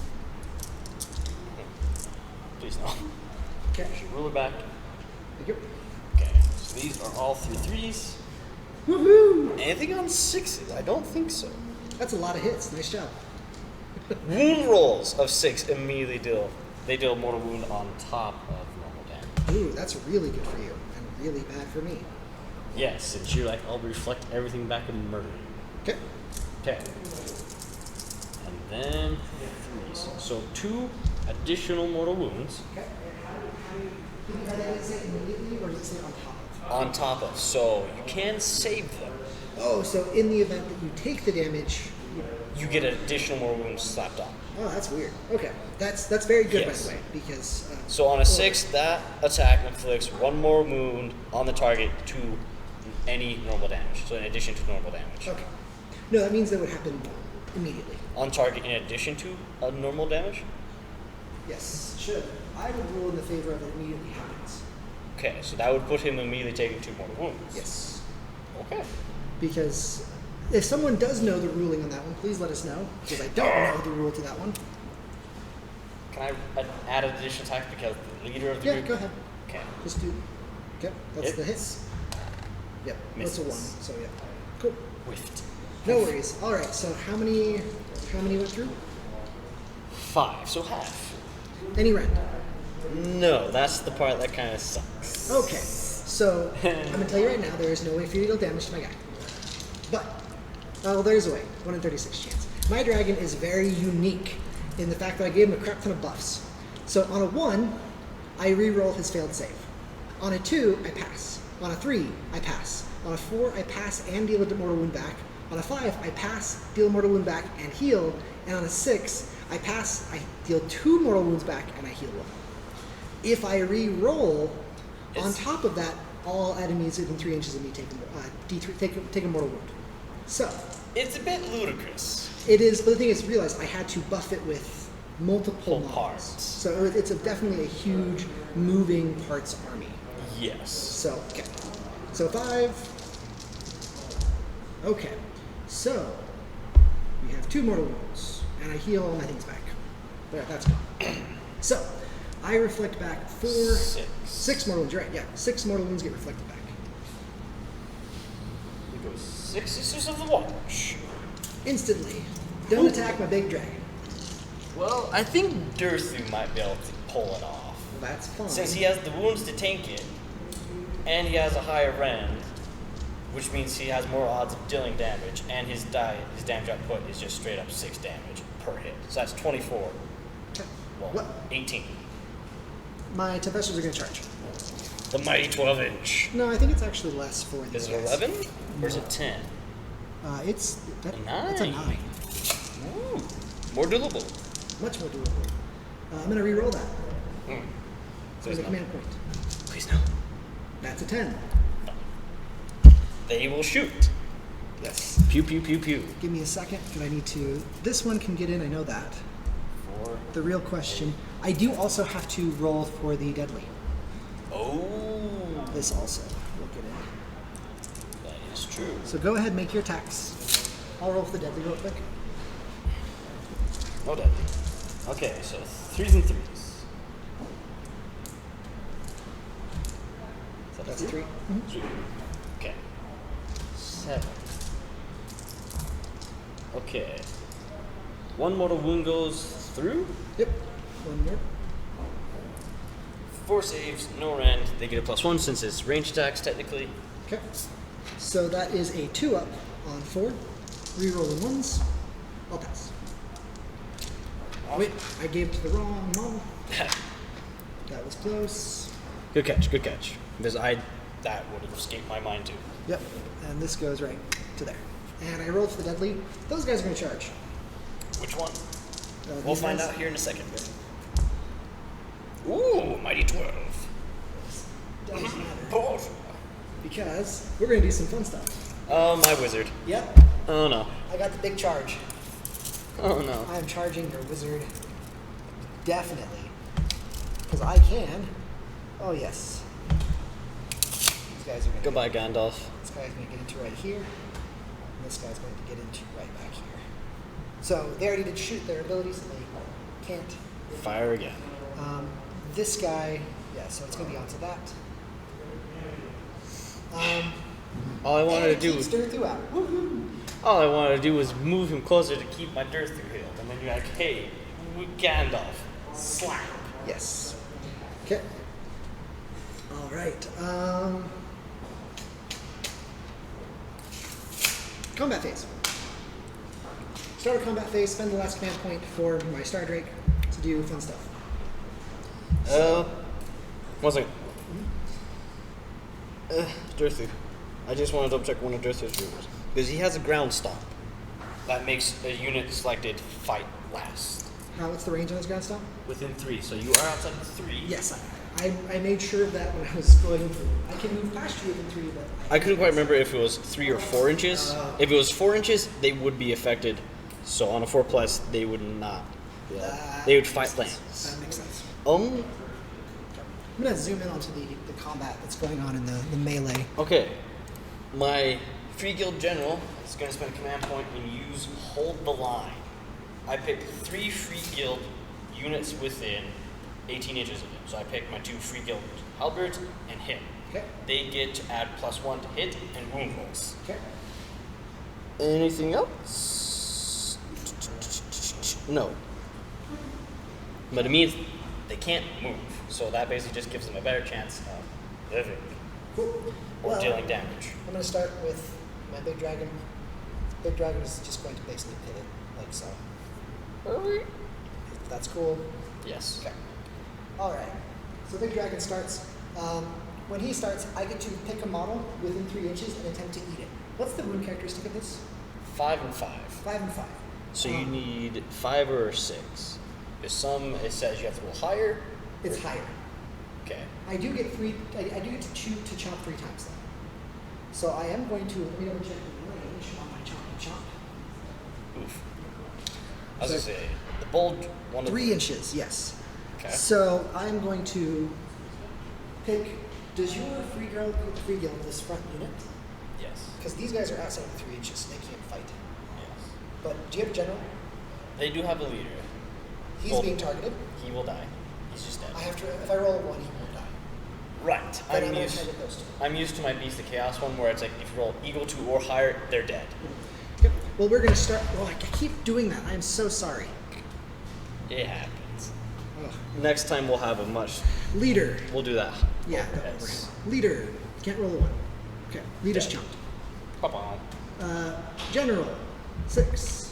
That's a 4. Wizard. That's a 1. Alright, so he's done all his stuff.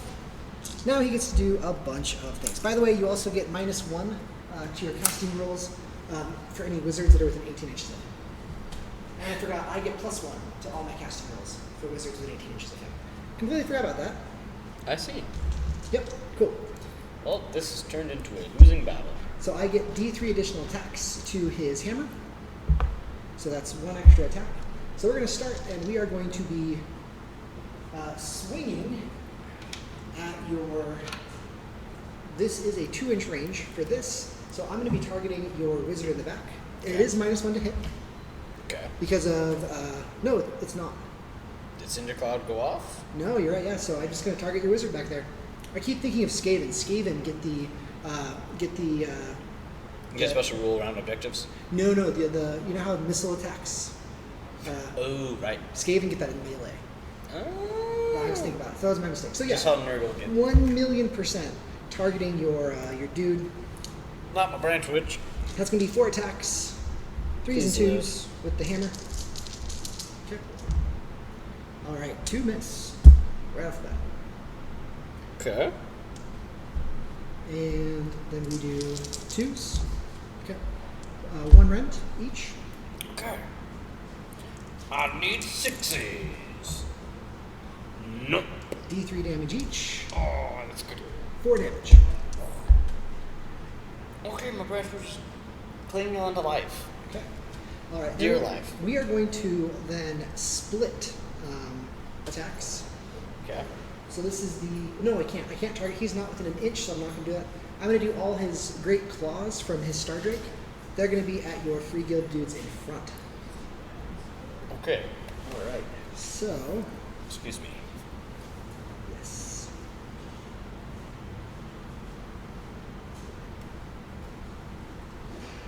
Okay. All right. So that is 4 attacks, 3s and 3s. All right. Okay. I get to re-roll failed wound rolls. These are the hit rolls. Okay. So 3 hit, wound. Get to re-roll this. So they all hit. Let me double check to make sure there aren't any special Balls. things. There are not. But there are 3 at rend 1 Okay. on your spearman.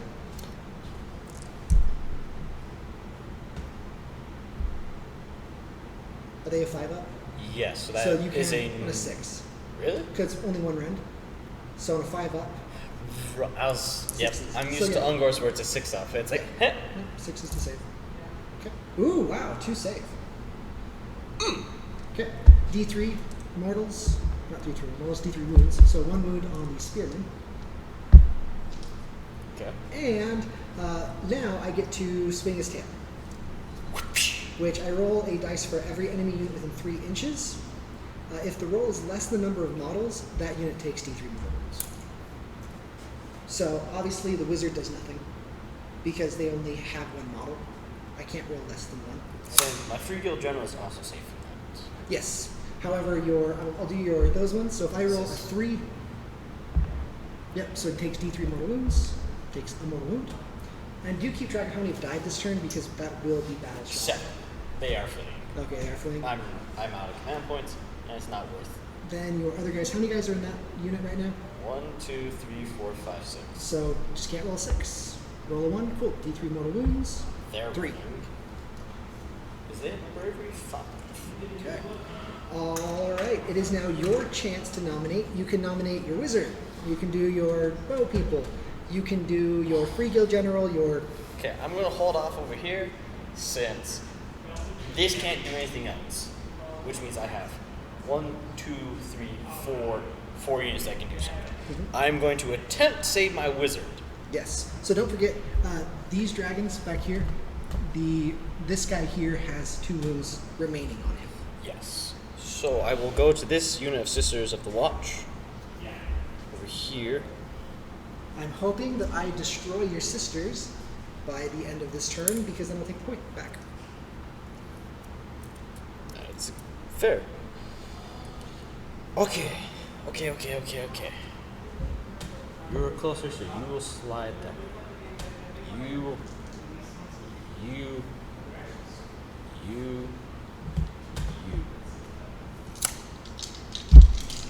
5 attacks into this unit. Okay. These are 4 4s. No red. 4s and 4s, no rend. 3 hit. Okay. 1 wound, no red. No rend. 3 up. Pass. No damage. Okay. The 4 into those 2. Okay. Ooh, 1 hit. Ooh. He still wounds. 3 up. Pass. Alright. My wizard's done for. Yes, I'm going to be going with my guys back there. So first I'm going to do the attacks against the wizard. So 3s and 3s. 3 attacks with the guy on the wizard. Okay. 3s. Okay. So 2 up, 1 rend. I believe he has I hope he has a 5 up. Because then there's a chance he can save. He might have a 4 up. He's got a 6 up. He's dead. Okay, yeah, that's 6 damage outright from there. Okay, moving over to the other guy, he's going to be targeting your sisters. So again, 3s and 3s. Oof, miss. Okay, 1 rend. Sisters are either 5 or 6. I don't know. No worries. They're 5, so I can't say this. So I'm a 6. That's a 3, so nope. So that's 3 damage. Okay, and then the remaining 3 attacks from the dragons, they're Dracos. So 3s and 3s into the sisters. And I can reroll fails, but they pass. So 2 at round 1. 6s. Okay, So I saved 1. 1 damage. Okay. Okay. Alright, it is now. I'm sorry to tell you this, but I believe it is now time for you to start attacking my dragon. Bum bum ba-dum bum ba-dum bum bum bum bum. I don't think you have to pile in if you don't want to. So if they're, but the thing is, you can't. Like they have to attack if they can attack. But your free guild general, if he can attack, you don't have to move him in. Okay. But if your other guy can't attack, I believe That's they the have to problem. attack. My branch witch can. She has a 2-inch reach with her scythe. So one of the weird wonky rules about Age of Sigmar She is can if barely you're attack. in combat and are eligible to fight, you must fight. You don't. So the thing is, his free guild general is in combat, but is ineligible to fight because the range of his free guild general's attack is only 1 inch. So he can, if he wanted to, nominate his free guild general to pile in 0 inches, and then end if he wants to. But then I'd be able to pick my guy. But the other ones, since he has to end closer on a model by model, it's one of those things that he doesn't really want to attack my dragon, but he kind of has to. So that's my Sisters of the Watch. 2 hits. 2 wounds, no rend. They're dead. Okay, yep. Heal. 3 back. Yep. He had no damage. Okay. Have both of these units fought? No, my dragons in the back need to fight. Okay. So they're going to fight, and then we'll be done. So they're going to do their glaives into the sisters, 3s and 3s. Your unit in the back has fought because that's how my wizard died. That one back there, not my back. Nice. Oh, ooh, that's a really good one. Okay, 5 at 1 rend. 1 save. 12 damage. So, alright. Well, Okay. So, crapola. I think I punched through your line, but now I'm in range of your retributors, so. Aha! They The are mighty gonna- hammer. Yep. I basically have been able to zone around your Durthu this entire time. Okay, well, my guys have attacked, so now it's time for you to finish resolving yours. I said, but now Dorothy will be able to get in combat. So. Yes, definitely. Durthu smash. Durthu fight. Okay. My 3 free guild guard. Go get him, boys. So they're wielding halberds.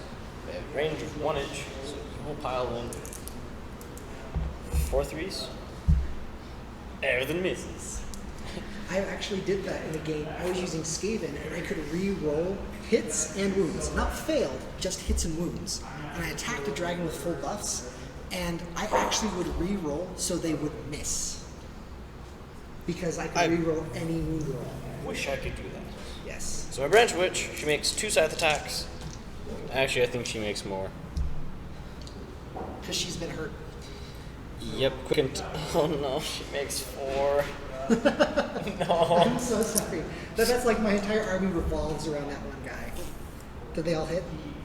Mm-hmm. Any special mortal wounds or things like that? Nope. Any Ren?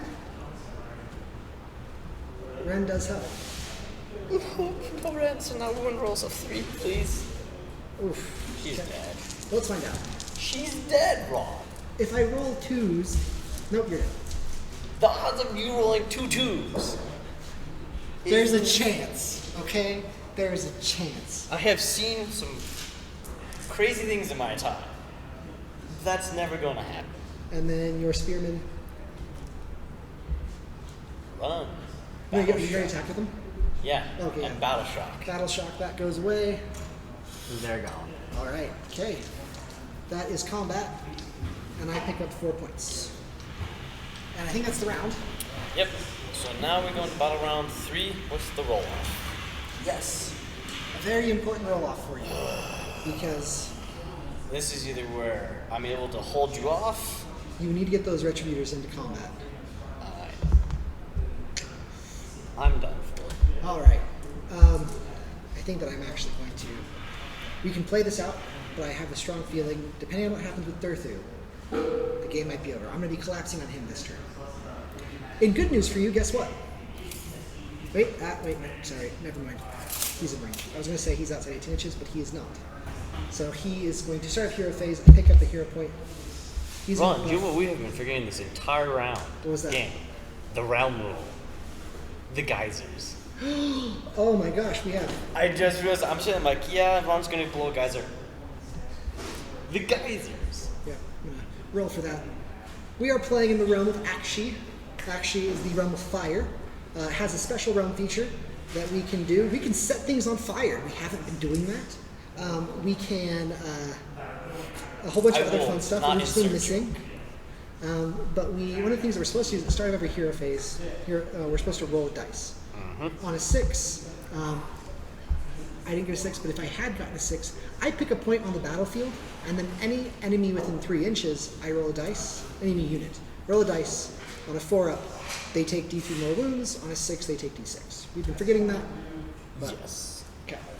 Well, he's in range, so he's getting buffed. He's going to cast his spell.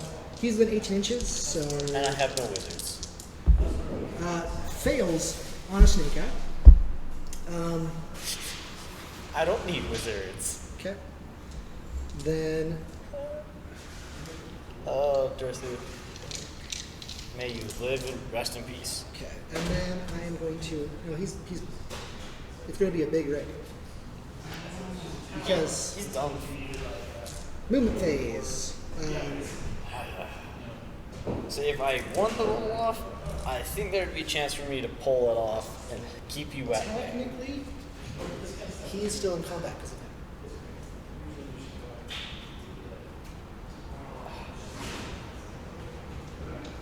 So I can't. He's gonna make them so they can. There's no reason. So that's gonna be that. That's gonna be that. Movement phase. We're just gonna be pivoting some guys.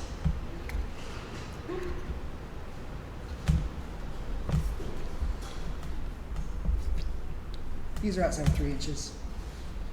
Even if it looks like they're not. They're 3 inches. And then end of movement phase. Celestial Prime comes down from the heavens. 9 inches away from the enemy. He has been in the heavens for 2 rounds. So he gets. 4 additional attacks. So he's pumping out 7 or 8. He is pumping out 7 attacks right now. Alright, so Celestial Prime, he comes down with the Fury and Thunder. I think that if I take out Draca, I think the game might be over. Not necessarily. We can find out. We'll see. We'll Because see. if I'm going to be able to punch back to that and hold these. If you could move across the table that far, yeah, I still have units in deep strike. you do. You do. That's fine. Yes. Okay, so shoot phase. Pew pew. Okay, shooting phase. We are going to be doing the same thing as before. Start of it, he's going to do his pew star blast.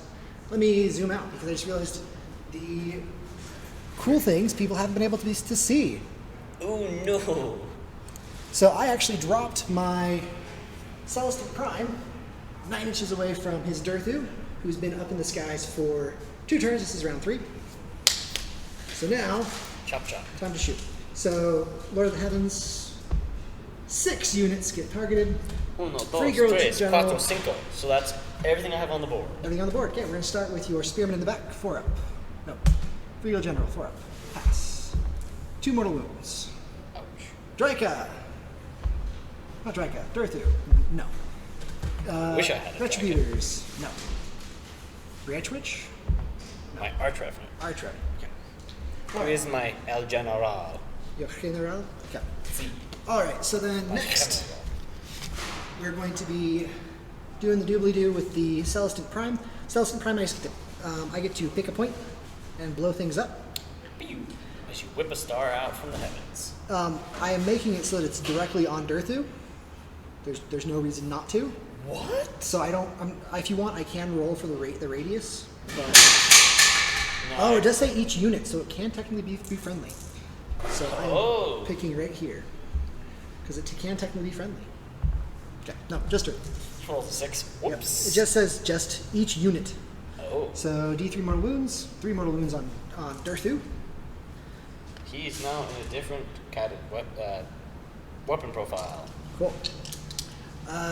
Dracos, they're gonna breathe at Durthu. 4 up. Cough cough. Nope, that one 4 up.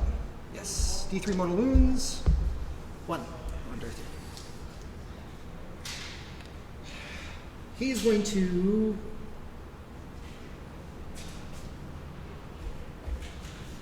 Oh, it's enemy units only. He's going to blow on that to hit Durthu for D3 mortal wounds again. 3 mortal wounds on Durthu. Okay. How many wounds does he have left? 1. He has a mighty 12. Man, And I I didn't flew get to him down use in it. there. Okay, no worries. Charge phase. A whole bunch of stuff's going to happen. Yeah. We're going to start by trying to charge in Celestial The Prime. problem is that you keep hitting with all these mortal wound crap. Mortal wound spam. Sucks. He's going to charge to Draika. He has to get a 9 because I set him outside 9 inches. Doesn't get it. I'm changing that to a 12 from Orrery of Fates. I just have to change a dice roll. Yeah. Whoop. Not my Durthu. Then my Dracoth. They're going to charge. That's these ones. So they get in. Oh, I just realized his staff sword's like cutting someone in half. Then those guys are going to charge. With another 12. But wait. Good luck charging my Arch Revenant. That will not end well for you, Ron.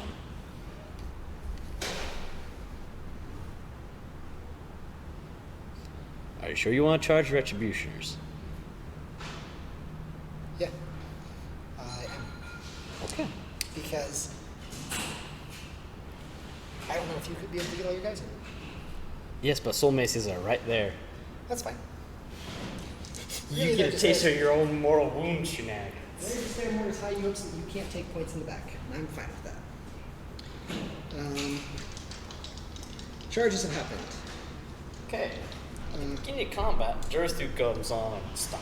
Okay. So on a 4+, your Celestial Prime fights last. Your Celestial Prime fights last in combat. Not a problem. I'm mainly trying to give Durthu the best chance he I'm has. just going to attack with my Dracos back there. Okay. I do have 1 command point. I am actually going to use it again on the dragon thing. So all dragons get to reroll the wound rolls. Okay. I'm not too terribly concerned. 3s and 3s on Durthu. So this unit or this unit? Okay. They're trying to kill off Durthu. 3s. 3 at 1 end. He saves on a 3+, so 4s. Alright. Durthu is dead. That is. Durthu is removed from the battlefield. Yep. Okay. I didn't even leave. Ba-bum. That was my intent. I didn't want you to fight him. I didn't want to fight him. Did not want to fight him. Dirthu's a scary, scary man. Okay. I guess my Retributioners will pile in 3. Yes. Collapse the column. It's like I knew that there'd be no way for them to be able to get in an attack with all of them. Yeah, but you're getting hit with 2 Soul Maces. That's fine. That's a lot of damage, Ron. That's a lot of damage. That's fine. Phil Swift. Amazing man. Okay. It's Thunderdome time. Okay. So you have 2 soul maces. What's the range on their weapons? 2 inches or 1 inch? 1 inch. Ah, okay, good. So this front row gets to fight. Mm-hmm. So with Soul Maces, they're a special weapon. I roll 2 dice per mace. On 1, nothing happens. 2 through 5, they deal D3 mortal wounds. On a 6, they deal D3 plus 1 mortal wounds. Okay. So hopefully this goes mother darker. Okay. Okay, D3, 3 mortal wounds. How many wounds does this guy have? 1? Okay. I thought that unit had. No. This is the unit that had 3 on it. That's one at 3? Then I That's- mixed it. Okay, then yes. Oh, because I pivoted. Correct. Yes. So this guy is dead, and then this guy has 1 left. Okay. That's fine with me. And then my other retribution, my soul retribution that's up front, he makes 2 attacks. On a hit roll of 6, he does 2 mortal wounds. Okay. Straight out. So he does 2 mortal wounds and does hit. Wounding on 3. Okay. If you'll tick that up to 3. Okay. Retributioners can be quite mean. And then Can. pile in. I think that this is going to be all she wrote. Can we just agree that they're all dead? Yeah, if you're fine with that. Yeah. Because there's no way they're living through a single round of combat. Yeah. Okay. And then when they get to fight back, they're just dead. If Alright. anything lives. Okay. Now then my Dracos in the back get to attack. So 3 attacks with the spear. 3s and 3s. Okay. Okay. 1 rend each. 2. So I need 5 since they sail on 4s. Nope. 6 damage. You kill 2 Retributioners. Okay. And then the mount is going to attack. Wow. 2 miss. Here's this back. 3's good. Thank you very much. So 1 at 1 rend. Say it failed. Fail. 1 damage. Okay. I'll put it on you. Okay. All right. I believe that is combat. What is the bravery characteristic of your retributors? 7. How many guys died? 2. 2. So on a 6, 1 runs. Nope. Nothing. Cool. You control 3 points. You gain 5 points. No, I actually pick up 6 because I get 3 for controlling opposite sides, 2 for the center, and then 1 for the extra. That's what I'm forgetting. The one over there. Yep. So I pick up 6 points at the end of my turn. Okay. And have no battle shock. All right. Not even here. Well, Oh, I'm sorry. We're pretty far from the mic. Next time we set up, we're going to have 2 mics. Can you hear me a bit better now? I don't know if you can. Whatever. Let's go through. Let's turn up the gain just a little bit. Can you hear us a bit better now? I hope that you guys can hear us better now. We'll do this. We're still trying to figure this out. Sorry. first time. Okay. My turn. Your turn. Woo! At the beginning of my turn, all living cities heal 1 wound. Yes. I get a command point. Yes. Yippee-ki-yay. Okay. Okay. Let's see. And you said it was a bad omen. Bad omen for me, Ron. Okay. We're nothing in hero phase. We're going on to movement. I will drop my 2 units of heart takers. Drop. They're all going to be dropping way over here. Because if I can take this, I might have a chance of coming back. Make sure they're outside of 9 inches. Yes. Actually, might be able to take both the backfield points. I might be able to do that. That is my best bet of salvaging the situation. It's popping up back there. Sorry. No worries.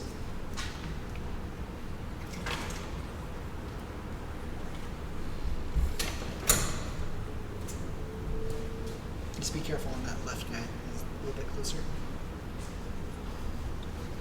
Coherence, I shall shift my line like that. Awesome.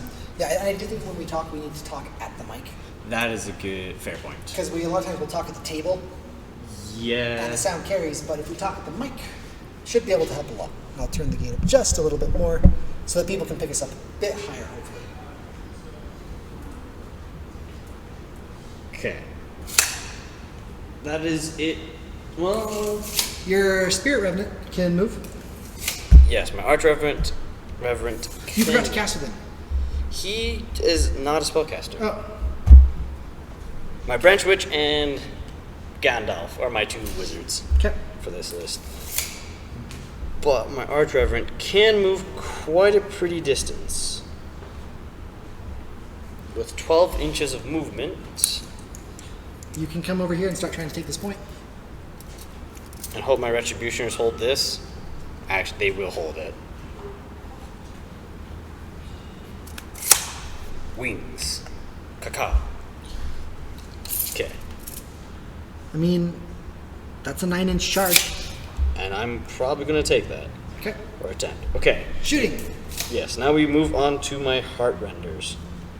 So, they have a special rule. When they drop out of Deep Strike, their rend goes up to rend of 2 Nice. on attacks. So these are 3 3s, and the leader gets to add 1 on the hit rolls.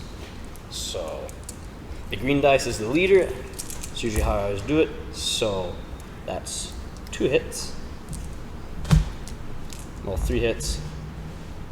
2 misses. So 1 goes through, rend of 2. 1 at rend of 2. Yes. That's a 6 up. That's a 6. Save. Alright, so now in the shoot phase on a 4+, they can move 6 inches. So they will close the gap towards your Liberators. Cool. because if I And that can. ties us on how many people have things on the point. Yes.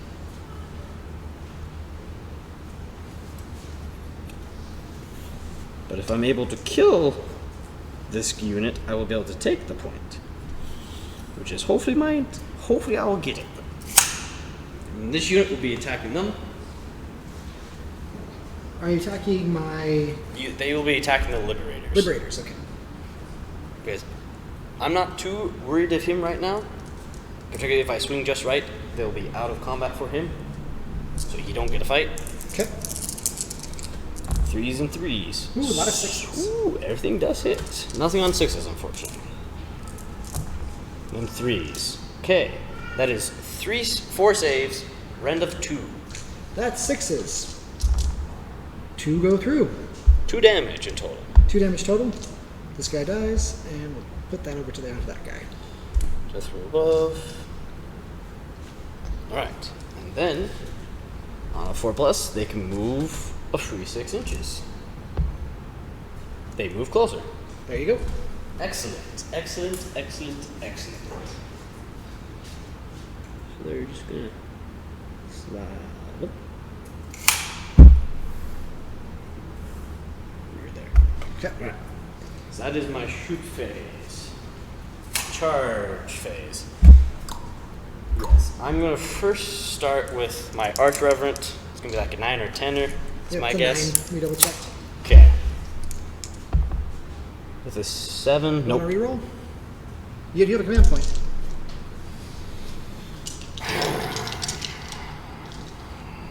Yeah. Just for kicks and caboodles. That's a 9. Okay, so my Archrevenant makes it. Yep. And let's do that unit of Heartrenders right behind. Okay. With They a make it. 4, they'll make it. Mm-hmm. And then I'm just going to roll over here real quick for them. They make it. The 6. So 4 and 6. I'll keep it zoomed out fairly much. Yeah. So let's match you model for model. So that just makes me think of John Carter, Man of Mars. We forgot to With do the Helios. 6-up stuff.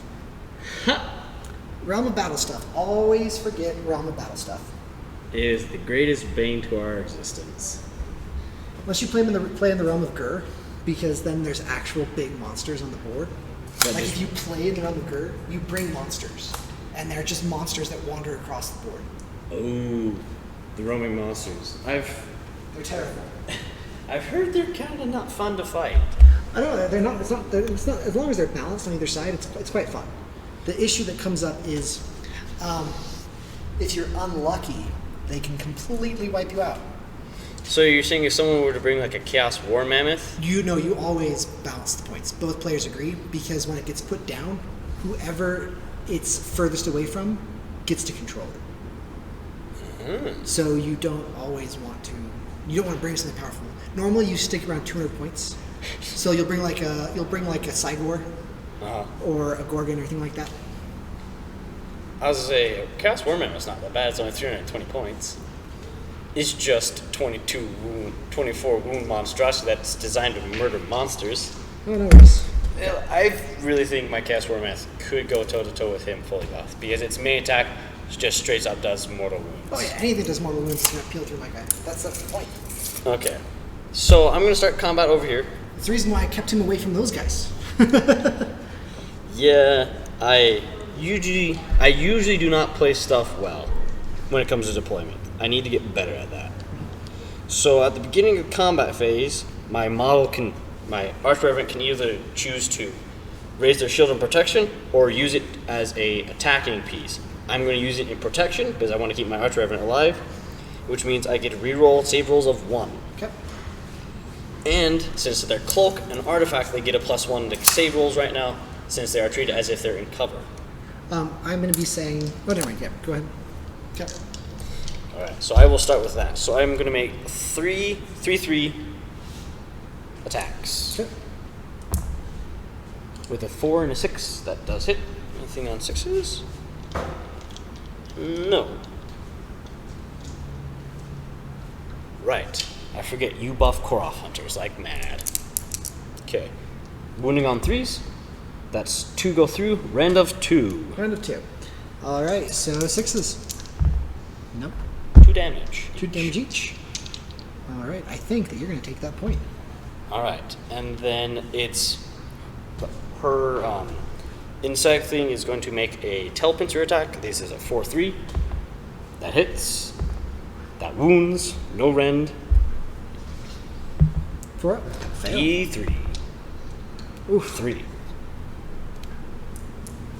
My guys now have a chance of fleeing, actually. Ooh! Did I finally break it when it comes to Battle Shock? Maybe. All right, Ron. Who's now fighting a retaliation? Who's going to fight retaliation? My Dracon back there. What? 3s and 3s. 1 goes through, 1 rend. So I need a 5 since they have a 4+. That's a 3, so no. 1 damage. All right. 3s and 3s for the claws. 1 at 1 rend. 5+. Nope. Another damage. Kill 1. Cool. Here we go. Okay, let's do that squad. Okay. So they get a pile in 3.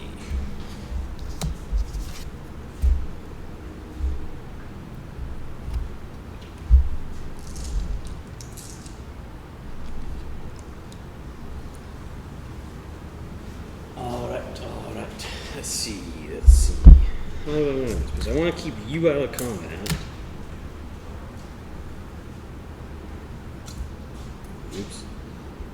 Unfortunately, that one is closest to the Castellant. This one. Yeah. So I'm gonna have to go like this. Yeah.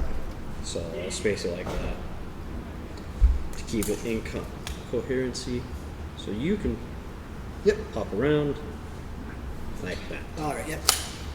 Okay, let's do let's do the 4 into this group right here, which the leader is right here. Okay. So I always declare the leader as the one who's pulling the spear rather than in throwing position. So that is 4 attacks. These are 4 4s. Okay. The one misses. 2 go through, rend of 1. All right, 5s, you're rolling 1s. No pass. All 2 fail. damage in total. 2 damage total. All right. And then the sole one over here who's fighting your Castellan, Yes. that hits. No wound. Okay. Okay, so that's all theirs. All right. Where do you want to go now? Where are you gonna go now? I'm gonna go these guys. Back over there. Yeah. So I'll zoom this out, move it over. So I'm gonna move over to my 2 liberators. I'll have them. They're gonna be putting all of their attacks into your Harpy people. The Heart renders. Heart renders. There we go. Akiri. Heart. I rarely attack with these guys. So I get a grand total of 5 attacks. 3 with the Grand Hammer, 3 with the Warhammer. Sorry, 2 with the Warhammer. So I'm gonna start with the Grand Hammers. Okay. So Grand Hammers are 4s and 3s. So 2, Okay. 3s. Whew, none. Whiffed them all. Warhammers, 4s and 3s. Whiff. All right. That's it. So we'll now fight with that unit of heart renders. So this is going to be 5 attacks. And they are going to pull in around the sides to ensure death. So that gets +1, but it will miss. So that's 2 hits. 1 goes through. Rend of 1. 1 up, round 1. So 5 up. Fail.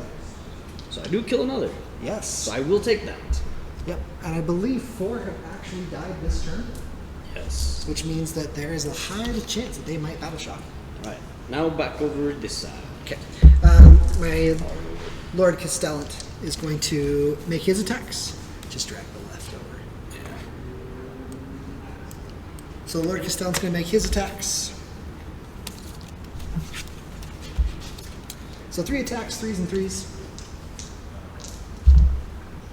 Only 1 goes through. 3s. Goes through. 1 rend. All right. So I have a 6-up save, but here's the thing.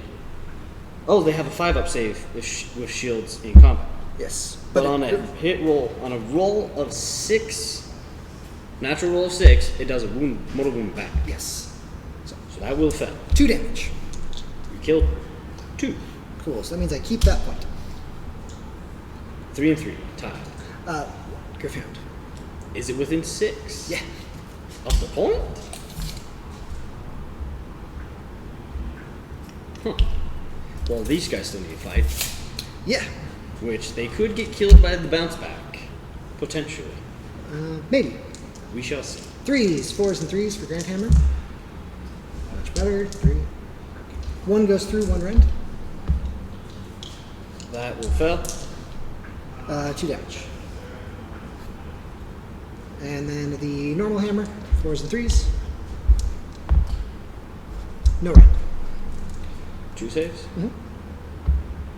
Dead. Yep. 1 damage each. Darn. Okay. Not quite as effective as I was hoping they would be.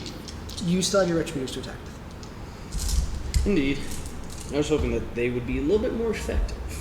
That did really, really well. You have a chance of. I don't think that you'll be able to win, but I think that you have a chance of coming back. If you had cleared off this point, it would have done it. Yeah, it would have done me a lot more good for bounce back capacity. Basically, you're gonna have to take your guys and run them over to me in the center and try to take that center point. And hold off the beastie. Yep. Curse you. No, he's not running. Are we into still your over retributors. there on the Yeah, I'll cut back. Thank you. stream? Okay. Okay. Sounds good. So now we're going over to your retributors Yes. Which now get a pile in. in your duel with my single eliminator. They only get to Yes. pile in 3, but that's fine. Really, I just wanted to go through and tie them up so that this turn they couldn't move, and it worked. Yeah, but he's really dead. That's fine. He has 3 soul maces. That's fine. So 2 6s. Oh no, I just killed Celestial Prime. That's fine. So this does a D3 plus 1 per. So that's a total of 4, He's dead. Just remove. 7 Yep. mortal wounds out the gate. All right. So that back and tractor. Yep. Thank you. Okay, that's it for them. And now we go to end of phase battle shock. I only lost 1. They have a bravery 7. So I'll just roll it. You need to roll it. These guys, they lost 2. So they have a bravery of, I believe, 7. They lost 2. So On a 6, they lose 1. 6, they lose 1. Nope. Over here, though, they lost 4. Oh, so, So on a 4 or higher. transition back to the full view. So on a 4 or higher, that squad is considered eliminated, correct? Because he runs. Yeah. Cool. He did not run. Hooray. Hoorah! So at the end of my turn, I get 3 because I Yes. control both of these, putting me to 11. Cool. All right. I'm sitting at 14. Okay. Now we roll for turn. 3. 6. Ooh, So you're I get taking a the double. Double. Haha! Okay, let's start this off. Hero phase. I get a command point. Woo! Hoorah! Hoorah! All these guys are tucked, so they can't move. That guy can move. This is round 4. Yes. Let me look to see real quick on this spell. I think it's only this is 5 rounds. Yep. But here's the nice thing, Ron. I get to see stuff explodes because I remembered. Yes, 5. Oh yeah, you're right. No. No. Darn. Okay. I was hoping to explode this area, helping my retributioners out a little. No worries. Just a little. But no dice. Indeed, no dice. Okay, so shoot phase. 5 attacks against your soul man over there. You can do it. So they get to add 1. So Leader gets to add 1 to the attacks, and these are 3 3s for range capability. So that's a 3. So that does hit. So everything does hit. Okay. And then 3s to wound. 1 miss. Rend of 1. Round of 1. 5s. Doesn't matter. He's dead. Yep. Which does. Squad wipe. You already controlled him. Yes. Which does free me up. A little. You can go and start trying to. Wait, you did. Did you already move those guys? I jump gun. Okay, rewind. Let's finish your movement for those guys first, and then these guys will have been in combat and have shot, Yes. but they cannot move. Oops.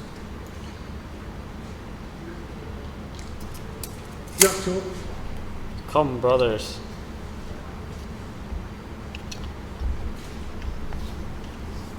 May we please roll high on the charge roll. And now we're going to shoot. They shoot, so that's Killed my done. guy. Yep. And now we move to the famed charge roll.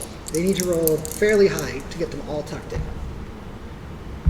You do not, unfortunately, have a hero in range to buff them. But you can move 5 inches. So you can move to there. You can move to there. You can move there. You can move there. You move there. You. Then you. There. Okay. That's in a charge phase. Now we get to do pile, which gives them a little bit more wiggling room. Yes. Now this is a 3-incher. Thank you. You can pile in 3 inches. You can whip. Do you have- I'm gonna keep Celestial Prime out of combat. Yeah, I was gonna say you're probably gonna do that. So you can move like that. You can squeeze there. Let's see, so you can get. If you want, we can move that There. token. Yes, please. It's the one that's closest to you that you're kind of warped around. And Okay. I think that guy can get that guy. Is that within 1 inch? The end, if you that end is 1 inch. No. He's like ever so slightly out. That tool is probably my favorite thing in there. It's 3 inches, 1 inch, 2 inch. Sorry, it's 3 inch, 2 inch, 1 inch, and a half inch. That is, it's very nice. That is very true. Okay. Okay, so I have all 4 soul hammers in play. This is where the pain really comes. This is where the fun begins. So 6, 6, and a 5. So everything does go through. These deal +1, so I'll roll those separately. So ooh, that's 6. That's 9. So that's 10. The guys are dead. 11. That's a full squad wipe with hammers. Pew pew. 4 soul hammers. Does work. Beautiful, beautiful work. Well, you now take the middle point too.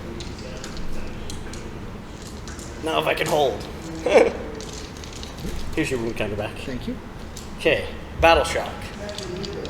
I have lost anything, so I would gain 3, 5 at the end of my phase. So from there, +1, putting me to 16. Your turn, Ron. Okay. Here's where I feel I'm going to lose this. Hero phase. We're gonna do some skiddly wampus stuff. Hee. He can run and charge. He gets +1 to his saves because Dragon Boy is just outside the range of 18 inches.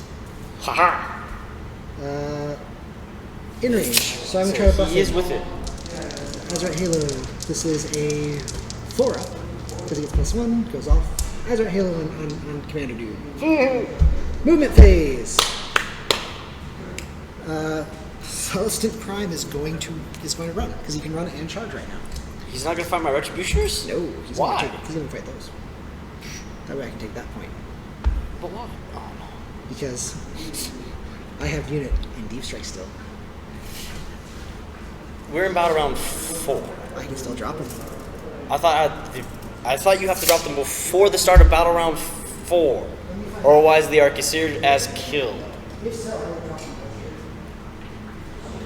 I think Stormcast might have different wording. I don't know.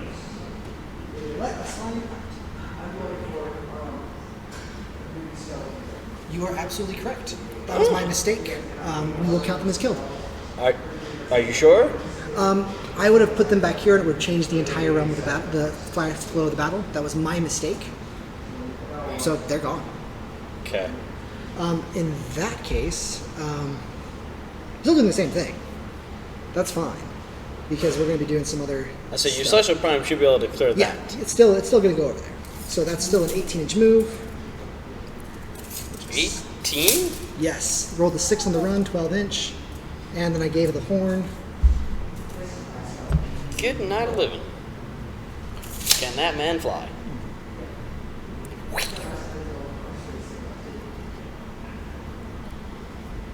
Okay. Now what will the dragon do? Dragon's going to run. Will he fight the Retributioners? Nope. Nothing will fight the Retributioners. No reason to. Goodness. Celestin's gonna run 12-inch move. You were outside the 1 inch for the deadly train. That was the point. So 15 inches. I was gonna say if it is, I'd be like, Ron, what's your intent to keep him out? Ring around the rosies. Griffhound's gonna run, as well as my other guy's gonna run. Griffhound's gonna run. It's a 12-inch move. Wow. They can book it. She's gonna run. It's a 9-inch move. I still control it until you grab it. I know. Now here's interesting. If I'm able to hold this into the next round, I have to figure out what's going to be my best play here. It's an 8-inch move. So it's gonna go to right here. If those heart renders were able to take that, that would put me in such a better position. He's gonna slide to right here. Okay.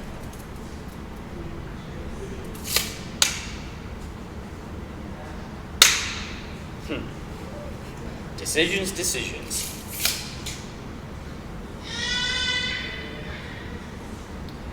They didn't move.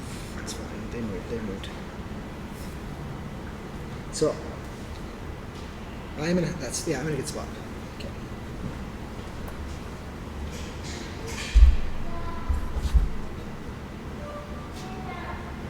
Three inches of that terrain. Nope. Okay.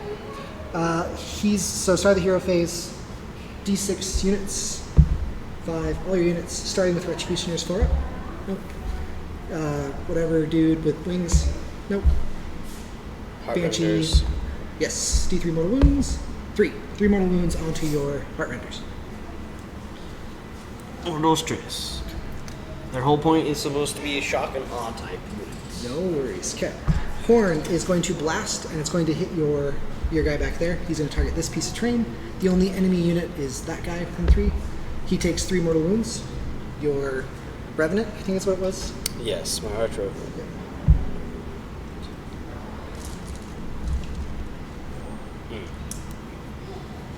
Let's see here.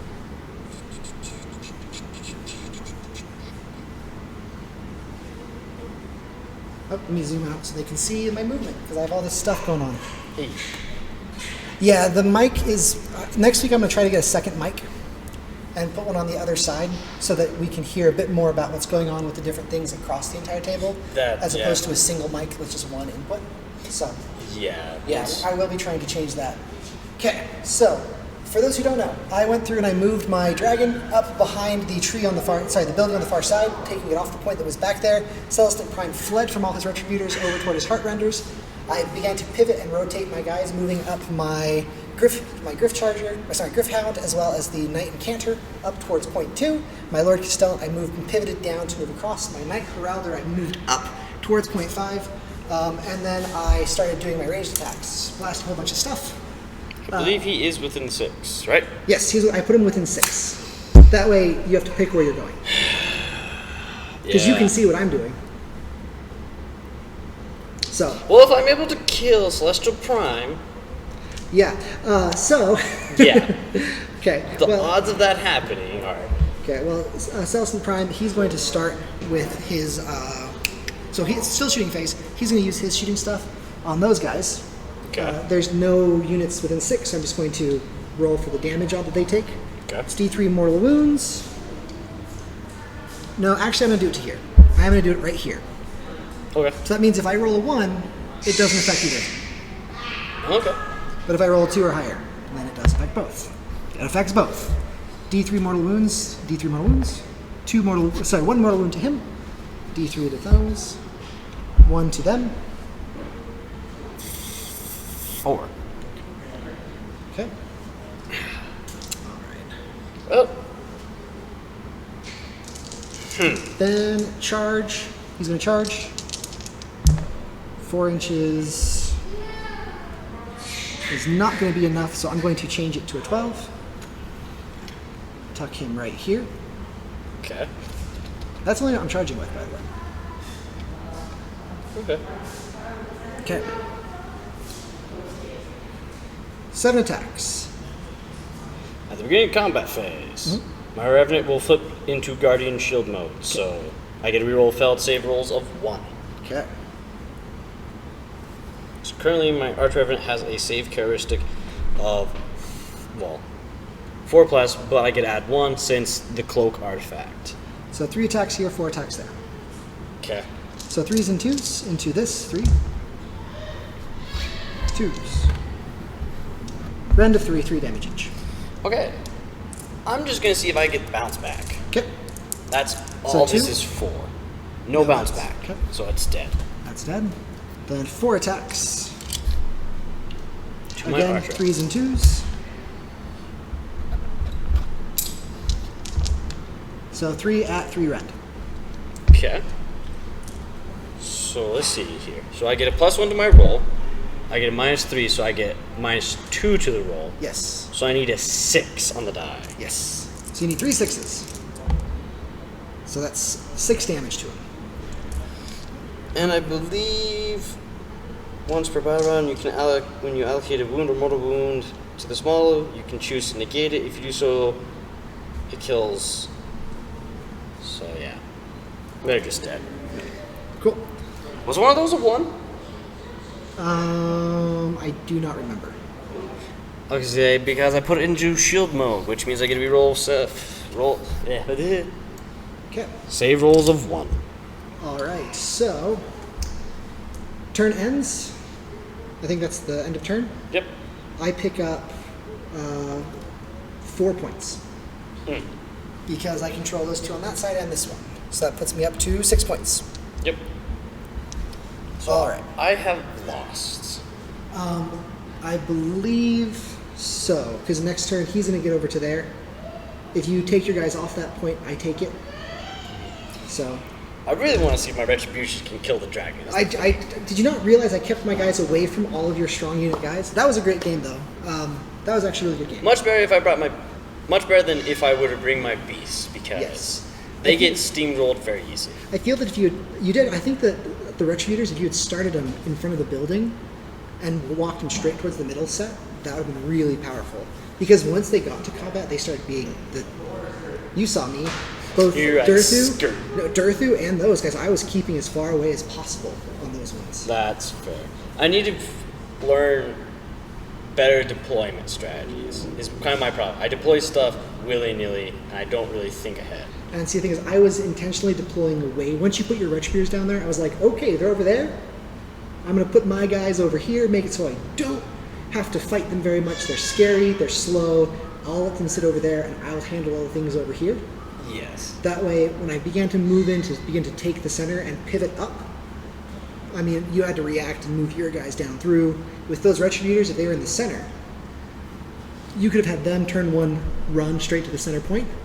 And now, not only are they these massive hammers, they're pretty durable, and they're a huge blob. So now they're this big, huge, honking threat right in the center of the board. That is true. I was hoping I would be able to get you Durthu.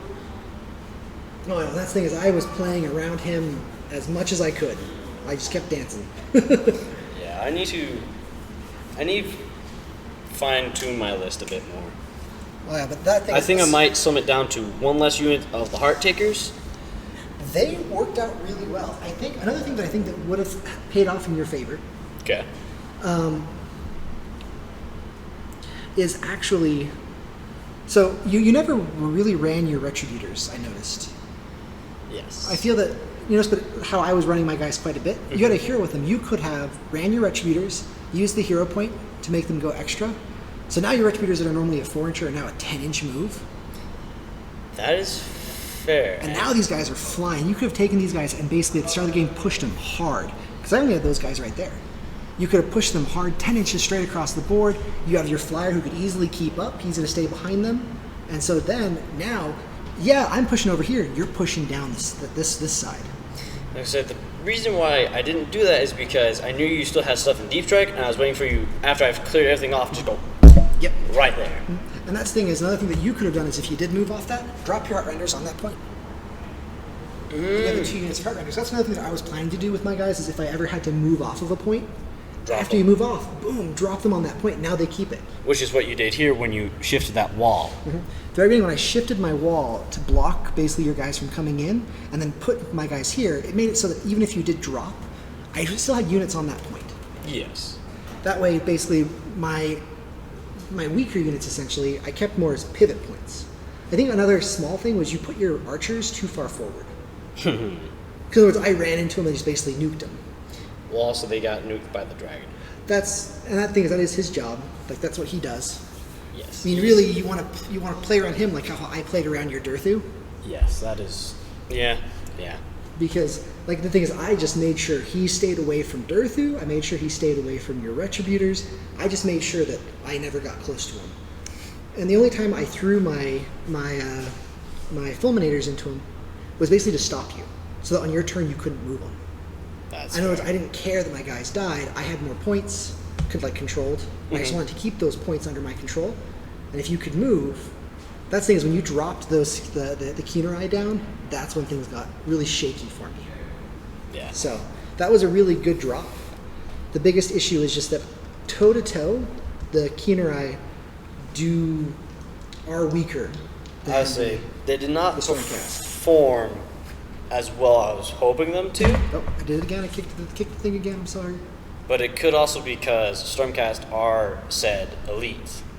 Yeah, and that's the thing is, Well, yeah. well, not just that, but like my Stormcast are designed to be very much, they sit in one spot, be tanky. Yes. Where the Keenerai, they're much more mobile, they're much more able to dance and dart around. A thing you could have done it would have been a really tricky thing. Drop them and start pelting me with shots. Now I have to get off the point to be able to fight you. True. So in other words, use them less as I'm gonna drop here, run at your face, and kill you, and drop them as a Harrier unit. Drop them down, shoot. Now I have to get off the point to be able to fight them. Yeah, I was gonna say, the reason why I punched them closer was because my hoping I was able to knock your guys off the point, and if they were to take damage, hopefully get a rebound or two of the shields. And so, and just think like that's like to go off the rebound. That means it's a 1 in 6, so that it's going to rebound. It's not very. It's not very likely. I mean, if you had a huge block, yeah, that's great. But in the 5-man block, a 1 in 6 means maybe 1 to 2 mortal wounds coming back because it's the number of attacks going out. Like if you were attacking a horde unit, like say I was attacking Skaven and I had 40 attacks coming at your face, those are amazing because 40 divided by 6, you're getting 6 mortal wounds back on the enemy. Yeah. But my guys aren't very much. I mean, I've got 10 attacks, maybe 11. So maybe only 1 or 2 are going to be bouncing back at me.